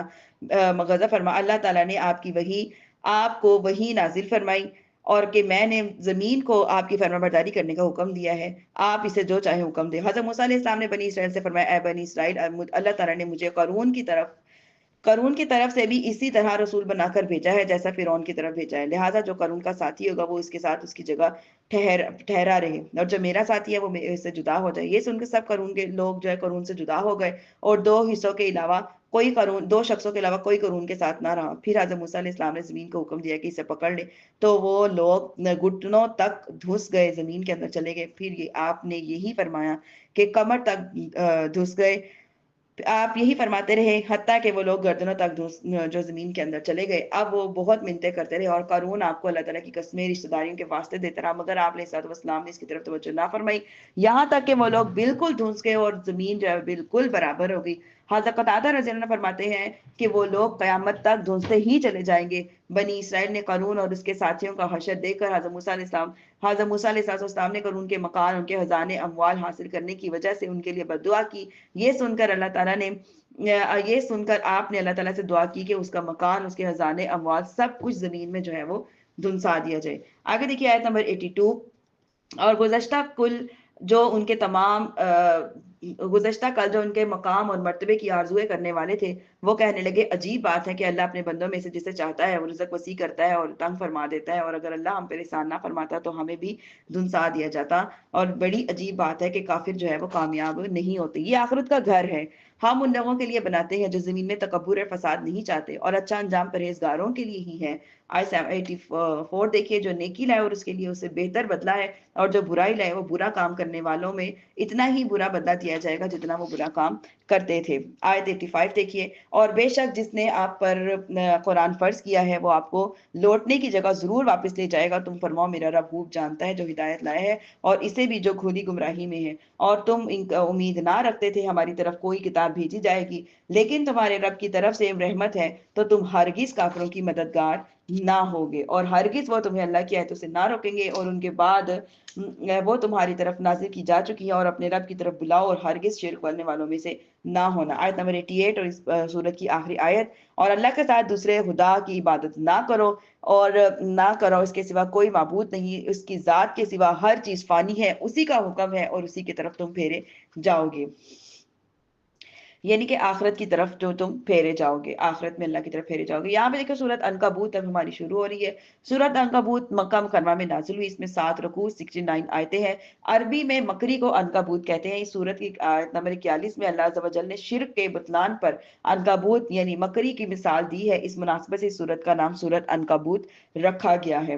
اس صورت میں ہم بہت سے مضامین پڑھیں گے، جیسے کہ اس صورت کی ابتدائی آیات میں بتایا گیا ہے کہ دنیا میں مسلمانوں کی سختی اور مصیبتوں کے ذریعے آزمایا جائے گا، اور ان سے پہلے لوگوں کو بھی آزمایا گیا تھا. اپنے نفس کے ساتھ جہاد کرنے کا فائدہ ایمان قبول کرنے کر کے نیک عمال کرنے والوں کا صلہ بیان کیا گیا، والدین کے ساتھ اس میں سلوک کی حد بیان کی گئی ہے۔ یہ بھی بتایا گیا ہے کہ انبیاء کرام علیہ السلام کی آزمائش مسلمانوں کے مقابلے میں انتہائی سخت ہوتی تھی، اور اس سلسلے میں اللہ تعالیٰ نے اپنے حبیب صلی اللہ علیہ وسلم اور مسلمانوں کے سامنے حضرت نوح، حضرت ابراہیم، لوط، شعیب، ہود، صالح، موسیٰ، ہارون علیہم السلام کے واقعات بیان کی ہے، تاکہ جان لے کہ اللہ تعالیٰ نے انبیاء علیہ السلام کی مدد فرمائی اور انہیں جھٹلانے والوں کو ہلاک کر دیا۔ اس کے علاوہ اور بھی بہت کچھ۔ اب سورت کو سٹارٹ کرتے ہیں اور انشاءاللہ اللہ رب العزت سے دعا کرتے ہیں کہ پروردگار اس سورت کا ایک ایک حرف جو ہے ہمارے لیے ظاہر باطن میں کا نور اس پہ ہمارے لیے عطا فرما دے، اور اس کے احکامات پر عمل کرنا ہمارے لیے آسان فرما دے۔ بسم اللہ الرحمن الرحیم، الف لام میم، احسب الناس ان يتركوا ان يقولوا آمنا وهم لا يفتنون۔ اللہ کے نام سے شروع جو نہایت مہربان رحمت فرمانے والا ہے۔ الف لام میم، یہ کو پتہ حروف مقطعات ہے۔ کیا لوگوں نے یہ سمجھ رکھا ہے کہ انہیں صرف اتنی بات پر چھوڑ دیا جائے گا کہ وہ لوگ کہتے تھے کہ ہم ایمان لائے اور ہمیں آزمایا، یعنی انہیں آزمایا نہیں جائے گا۔ یہ آیت مبارکہ جو ہے صرف ایمان والوں کے متعلق نازل ہوئی ہے۔ اس میں شان نزول اس کے کئی ہیں کہ یہ آیت ان حضرات کے بارے میں نازل ہوئی جو اسلام کا اقرار کرنے کے باوجود مکہ مکرمہ میں تھے۔ صحابہ کرام رضی اللہ تعالیٰ عنہم نے انہیں لکھا کہ جب تک ہجرت نہ کر لو اس وقت تک محض اقرار کافی نہیں۔ اس پر ان صحابہ کرام رضی اللہ تعالیٰ عنہ نے مکہ مکرمہ سے ہجرت کی، مدینہ منورہ جانے کے ارادے سے روانہ ہوئے۔ مشرکین ان کے پیچھے لگ گئے اور ان سے لڑائی کی۔ ان میں سے بعض حضرات شہید ہو گئے، بعض بچ کر مدینہ منورہ آئے۔ ان کے حق میں یہ دو آیتیں جو ہیں یہ نازل ہوئی۔ یہ حضرت عبداللہ بن عباس رضی اللہ تعالیٰ عنہ فرماتے ہیں کہ ان لوگوں سے مراد سلمہ بن حشام، عیاش بن ابی ربیہ اور ولید بن ولید اور عمار بن یاسر وغیرہ جو مکہ مکرمہ میں ایمان لائے، ان کے متعلق یہ آیت کریمہ نازل ہوئی۔ مسلمانوں کو ان کا یمانی قوت کے مطابق امتحان لینا اللہ تعالیٰ کا قانون ہے۔ بیماری، ناداری، غربت، مصیبت، یہ سب اللہ تعالیٰ کی طرف سے آنے والی آزمائشیں ہیں جن سے مخلص اور منافق جو ہے ممتاز ہو جاتے ہیں۔ حضرت انس رضی اللہ عنہ روایت ہے، رسول اللہ صلی اللہ علیہ وسلم نے ارشاد فرمایا، بڑا ثواب بڑی مصیبت کے ساتھ ہے۔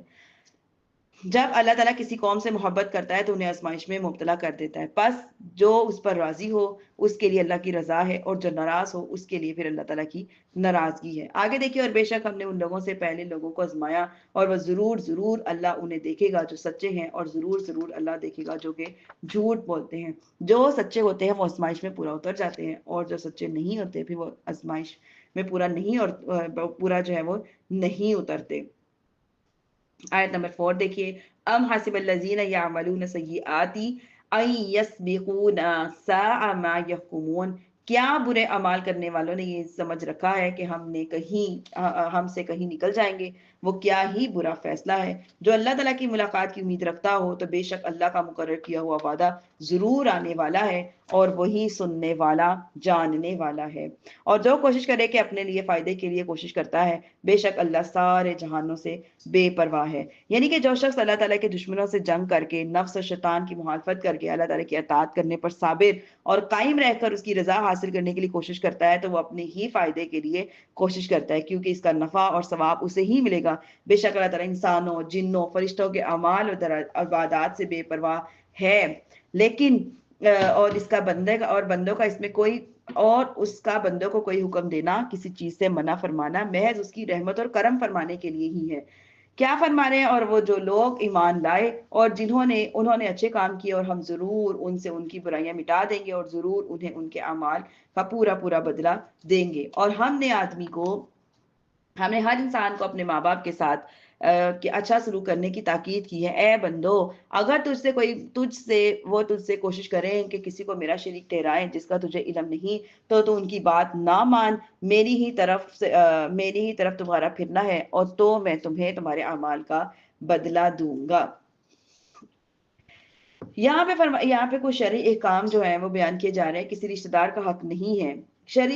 یہ ہے کہ کسی شرعی احکام کے مقابلے میں کسی رشتہ دار کا حق کوئی نہیں ہے، لہٰذا اولاً لازم یہ ہے کہ شریعت کی طرف سے اجازت کے بغیر صرف ماں باپ کے کہنے پر شرعی احکام مثلاً روزہ وغیرہ جو ہے وہ نہیں چھوڑ سکتے۔ اعلیٰ حضرت فرماتے ہیں کہ اطاعت والدین جائز باتوں پر فرض ہے، اگرچہ وہ خود مرتکب کبیرہ ہوں، یہ کبیرہ گناہوں کو چھوڑنے والے ہوں، ان کا کبیرہ کا وبال ان پر ہے، مگر اس کے سبب سے یہ امور جائز ہے کہ ان کی اطاعت سے باہر نہیں ہو سکتا۔ ہاں اگر وہ کسی ناجائز بات کا حکم دیں تو اس پر ان کی اطاعت کرنا جائز نہیں ہے۔ ویسے ماں باپ کوئی بھی حکم کریں، ہوا وہ کبیرہ گناہ ہی کیوں نہ کرتے ہوں، تو ماں باپ کی بات ماننا ضروری ہے۔ لیکن اگر ماں باپ کو کسی بھی کبیرہ گناہ یعنی کہ اسلام کے خلاف جانے کا کوئی کہے یا ایسی ویسی کوئی بات کہے تو ان کی بات نہیں مانی جائے گی۔ ماں باپ اگر گناہ کرتے ہوں تو ان سے پھر بھی نرمی اور ادب سے گزارش کرے، اگر مان لے تو بہتر، ورنہ سختی نہیں کر سکتا، بلکہ ان کے لیے دعا کر سکتا ہے اور ان کا یہ جاہلانہ جواب دینا کہ یہ ضرور کروں گا تو یا توبہ سے انکار کرنا دوسرا سخت کبیرہ گناہ ہے، مگر مطلقاً جو ہے وہ کفر نہیں، جب تک حرام قطعی کو حلال جاننا یا حکم شرع کی توہین کے طور پر نہ ہو۔ حضرت عبداللہ بن عمر رضی اللہ عنہ سے روایت ہے، رسول اللہ صلی اللہ علیہ وسلم نے ارشاد فرمایا، پسندیدہ اور ناپسندیدہ تمام امور میں ہر مسلمان آدمی پر امیر کی بات سننا اور اس کی اطاعت کرنا اس وقت تک ضروری ہے جب تک وہ گناہ کا حکم نہ کرے، اور اگر وہ گناہ کا حکم کرے تو اس کی بات نہیں سنی جائے گی، نہ ہی اس کی اطاعت کی جائے گی۔ جو بڑے بڑے امیر بن جاتے ہیں نا کسی جماعت کے، جیسے کہ سردار بن جاتے ہیں، ان لوگوں کے بارے میں حکم ہے۔ آیت 9 میں دیکھیں، اور جو ایمان ہے اور جنہوں نے اچھے کام کیے تو وہ ضرور ہم انہیں نیک بندوں میں داخل کریں گے۔ آیت نمبر 10 دیکھیے، اور لوگوں میں کچھ وہ ہیں جو کہتے ہیں ہم اللہ پر ایمان لائے، اور پھر جب اللہ کی راہ میں انہیں کوئی تکلیف دی جاتی ہے تو لوگوں کے فتنے کو اللہ کے عذاب کے برابر سمجھتے ہیں، اور اگر تمہارے رب کے پاس کوئی مدد آ جائے تو ضرور کہیں گے کہ ہم یقیناً تمہارے ساتھ ہیں، کہ اللہ اسے خوب نہیں جانتا جو تمام جہان والوں کے دلوں میں ہے، اور ضرور اللہ ایمان والوں کو ظاہر کر دے گا، اور ضرور منافقوں کو اللہ پاک ظاہر کر دیں گے۔ اور کافروں نے مسلمانوں سے کہا ہماری راہ پر چلو اور ہم تمہارے گناہ اٹھا لیں گے، حال ہے کہ وہ ان کے گناہوں میں سے کچھ بوجھ بھی نہ اٹھائیں گے، مگر وہ جو ہیں وہ جھوٹے ہیں۔ آگے دیکھیے آیت نمبر 13، ترجمہ مفہوم یہ ہے، اور بے شک ضرور اپنے بوجھ اٹھائیں گے اور اپنے بوجھوں کے ساتھ وہ بوجھ اٹھائیں گے، اور ضرور ان سے قیامت کے دن ان کے بہتانوں کے بارے میں پوچھا جائے گا۔ اور بے شک ہم نے نوح کو اس کی قوم کی طرف بلایا تو وہ جو ان میں 50 سال کم 1000 سال رہے، اور اس کی قوم کو طوفان نے پکڑ لیا اور وہ ظالم تھے، تو ہم نے نوح اور اس کی کشتی والوں کو بچا لیا، اور اس کشتی کو سارے جہان کے لیے نشانی بنا دیا۔ اور ابراہیم کو یاد کرو جب اس نے اپنی قوم سے فرمایا اللہ کی عبادت کرو، اس سے ڈرو، یہ تمہارے لیے بہتر ہے اگر تم جانتے ہو، اور تم تو اللہ کے سوا بتوں کو پوجتے ہو اور نرا جھوٹ کرتے ہو، بے شک جن کی تم اللہ کے سوا عبادت کرتے ہو وہ تمہارے لیے روزی کے کچھ مالک نہیں، تو تم اللہ کے پاس رزق ڈھونڈو اور اس کی عبادت کرو، اس کا شکر گزار بنو، اور اسی کی طرف تم لوٹائے جاؤ گے، اور اگر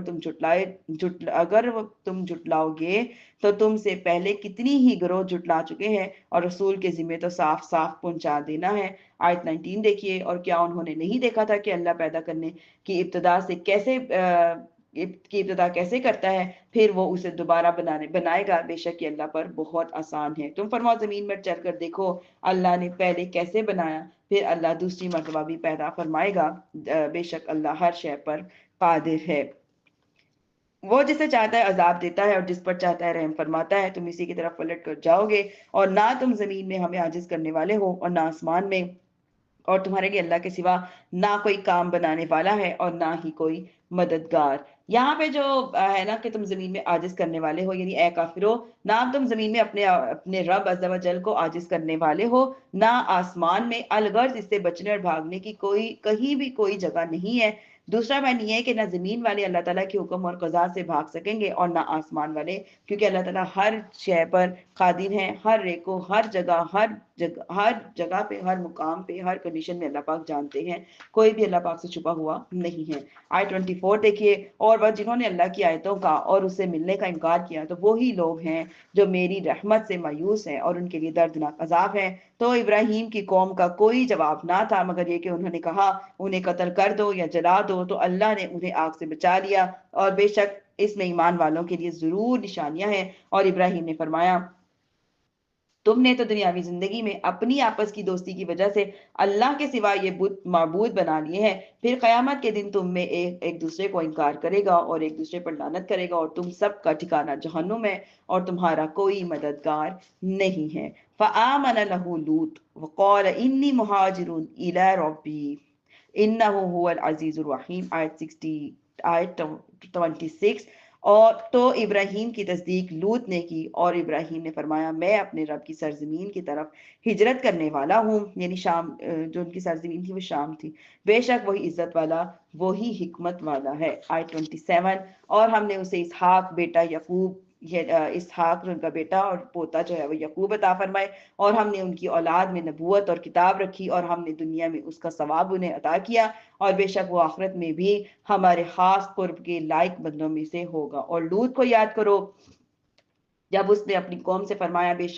تم بے شک بے حیائی کا وہ کام کرتے ہو جو تم سے پہلے دنیا بھر میں کسی نے نہیں کیا، کیا تم لوگوں مردوں سے بدفعلی کرتے ہو اور راستہ کاٹتے ہو اور اپنی مجلسوں میں برے کام کرتے ہو؟ تو اس کی قوم کا کوئی جواب نہ تھا مگر یہ کہا کہ اگر تم سچے ہو تو ہم پر اللہ کا عذاب لے آؤ۔ لوط نے عرض کی اے میرے رب، ان فسادی لوگوں کے مقابلے میں میری مدد فرما۔ اور جب ہمارے فرشتے ابراہیم کے پاس خوشخبری لے کر آئے اور انہوں نے کہا ہم ضرور اس شہر والوں کو ہلاک کرنے والے ہیں، بے شک اس شہر والے ظالم ہیں، فرمایا اس میں تو لوط بھی ہے۔ اور فرشتوں نے کہا ہمیں خوب معلوم ہے جو کوئی اس میں ہے، ضرور ہم اسے اور اس کے گھر والوں کو نجات دیں گے سوائے اس کی بیوی کے جو پیچھے رہ جانے والوں میں سے ہوگی۔ آیت 33،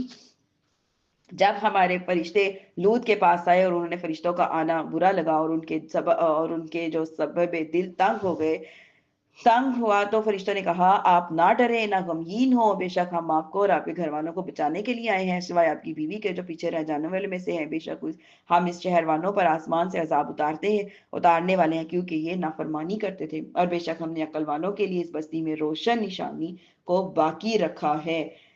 یعنی کہ ہم نے اس بستی میں ان لوگوں کے لیے روشن نشانی کو باقی رکھا ہے جو اپنی عقل پر غور اور فکر کر کے استعمال کرتے ہیں۔ اس نشانی کے بارے میں حضرت عبداللہ بن عباس رضی اللہ تعالیٰ عنہ فرماتے ہیں وہ روشن نشانی حضرت لوط علیہ السلام کی قوم کے ویران مکان ہے۔ ایک قول یہ ہے کہ اس سے مراد قوم کا عجیب و غریب واقعہ ہے، ایک قول یہ ہے کہ روشن نشانی سے مراد وہ پتھر ہیں جو ان پہ برسے تھے اور ان پتھروں میں ان لوگوں کے نام لکھے ہوئے تھے، یہ عرصہ دراز تک باقی رہے، اور حضور اکرم صلی اللہ علیہ وسلم کے صحابہ کرام رضی اللہ تعالیٰ عنہ نے انہیں دیکھا بھی تھا۔ آیت نمبر 36، اور مدین کی طرف سے ان کے ہم قوم شعیب کو بھیجا تو اس نے فرمایا اے میری قوم اللہ کی بندگی کرو اور آخرت کے دن کی امید رکھو اور زمین میں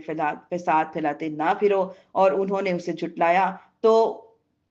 انہیں زلزلے نے آ لیا تو صبح اپنے گھروں میں گھٹنوں کے بل پڑے رہ گئے، اور ہم نے عاد اور سمود کو ہلاک کیا اور ان کی رہائش کے مقامات تمہارے لیے ظاہر ہو چکے تھے، اور شیطان نے ان کے اعمال ان کے لیے خوبصورت بنا دیا اور انہیں اللہ کے راستے سے روکا، حل نہیں کہ وہ سمجھدار تھے۔ اور ہم نے قارون اور فرعون اور حامان کو ہلاک کر دیا، بے شک ان کے پاس روشن نشانیاں لے کر آئے اور انہوں نے زمین میں تکبر کیا اور وہ ہم سے نکل جانے والے نہ تھے، تو ان میں ہر ایک کو ہم نے اس کے گناہ کی وجہ سے ہی پکڑا، اور ان میں کسی پر ہم نے پتھراؤ بھیجا اور ان میں سے کسی کو خوفناک آواز نے پکڑ لیا، اور ان میں کسی کو زمین میں دھنسا دیا گیا اور ان میں کسی کو ڈبو دیا گیا۔ یہ اللہ کی شان نہ تھی کہ ان پر ظلم کریں، ہاں وہ خود ہی اپنی جانوں پر ظلم کرتے تھے۔ کسی پر پتھراؤ بھیجا، یہ حضرت لوط علیہ السلام کی قوم تھی جنہیں چھوٹے چھوٹے پتھروں سے ہلاک کر دیا گیا، یہ پتھر تیز ہوا سے ان پر لگتے تھے۔ کسی کو خوفناک آواز سے پکڑا، یہ حضرت صالح علیہ السلام کی قوم تھی، قوم سمود، جو ہولناک آواز سے عذاب سے ہلاک کر دی گئی۔ کسی کو زمین میں دھنسایا، اس عذاب میں مبتلا ہونے والے قارون اور اس کے ساتھی تھے۔ کسی کو ڈبو دیا، یہ حضرت نوح علیہ السلام کی قوم کے لوگ تھے، اور فرعون اور اس کی قوم کے لوگوں کا عذاب جو ان کے قوم جو تھی وہ اس عذاب کا شکار ہوئی تھی۔ آیت 41، جنہوں نے اللہ کے سوا اور مددگار بنا رکھے ہیں ان کی مثال مکڑی کی طرح ہے جس نے گھر بنایا، اور بے شک سب گھروں میں کمزور گھر مکڑی کا گھر ہوتا ہے، کیا ہی اچھا ہوتا اگر وہ جانتے کہ وہ لوگ۔ یہاں اس بارے میں حضرت علی المرتضیٰ رضی اللہ عنہ فرماتے ہیں کہ اپنے گھروں سے مکڑیوں کے جالے دور کرو کیونکہ انہیں گھروں میں لگا ہوا چھوڑ دینا ناداری کا باعث ہے۔ وہ لوگ جنہوں نے اللہ تعالیٰ کو واحد معبود ماننے کی بجائے بتوں کو معبود بنا رکھا تھا، ان کے ساتھ امیدیں وابستہ ان سے ساتھ اپنی امیدیں جوڑ لی تھی، در حقیقت ان بتوں کے عاجز اور بے اختیار ہونے کی مثال مکڑی کی طرح ہے کہ جس نے اپنے رہنے کے لیے جالے سے گھر بنایا جو کہ اتنا کمزور تھا کہ یہ گھر نہ اس سے گرمی سے بچا سکتا ہے، نہ سردی سے، نہ گرد سے، نہ بارش سے، نہ ہی کسی چیز سے حفاظت کر سکتا ہے۔ ایسے ہی یہ بت ہے کہ اپنی پجاریوں کو کوئی نفع یا نقصان پہنچانے کی قدرت نہیں نہیں رکھتے اور نہ ہی دنیا آخرت میں انہیں کوئی بھی فائدہ پہنچایا جا سکتا ہے۔ بے شک سب لوگ یعنی کہ سب گھروں میں کمزور ترین گھر کس کا گھر ہے؟ مکری کا گھر ہے۔ ایسے ہی سب دینوں میں کمزور اور نکما دین جو ہے بت پرستی کا دین ہے۔ کیا ہی اچھا ہوتا اگر وہ بت پرست لوگ جو ہے اس بات کو جانتے اور اپنے ان کا جو دین ہے وہ کس قدر نکما دین ہے۔ آگے دیکھیے آیت نمبر 42، بے شک اللہ جانتا ہے اس چیز کو جس کی وہ اللہ کے سوا پوجا کرتے ہیں اور وہی عزت اور حکمت والا ہے۔ آگے دیکھیے آیت نمبر 43، یہ مثالیں ہیں جنہیں ہم نے لوگوں کے لیے بیان فرماتے ہیں اور انہیں علماء ہی سمجھتے ہیں۔ خلق اللہ السماوات والارض بالحق ان فی ذلک لآیۃ للمؤمنین، آیت نمبر 20 کی آخری آیت۔ اللہ نے آسمان اور زمین حق بنائے، بے شک ان میں ایمان والوں کے لیے نشانیاں ہیں۔ کہ آسمان اور زمین کی پیدائش پہ غور کر کے اللہ تعالیٰ کی معرفت صرف مومن ہی حاصل کر سکتا ہے، اس لیے یہاں پہ مومنین کا نام لے کر نشانی کا ذکر کیا گیا ہے۔ وَمَا عَلَيَّ إِلَّا الْبَلَاغُ الْمُبِينُ۔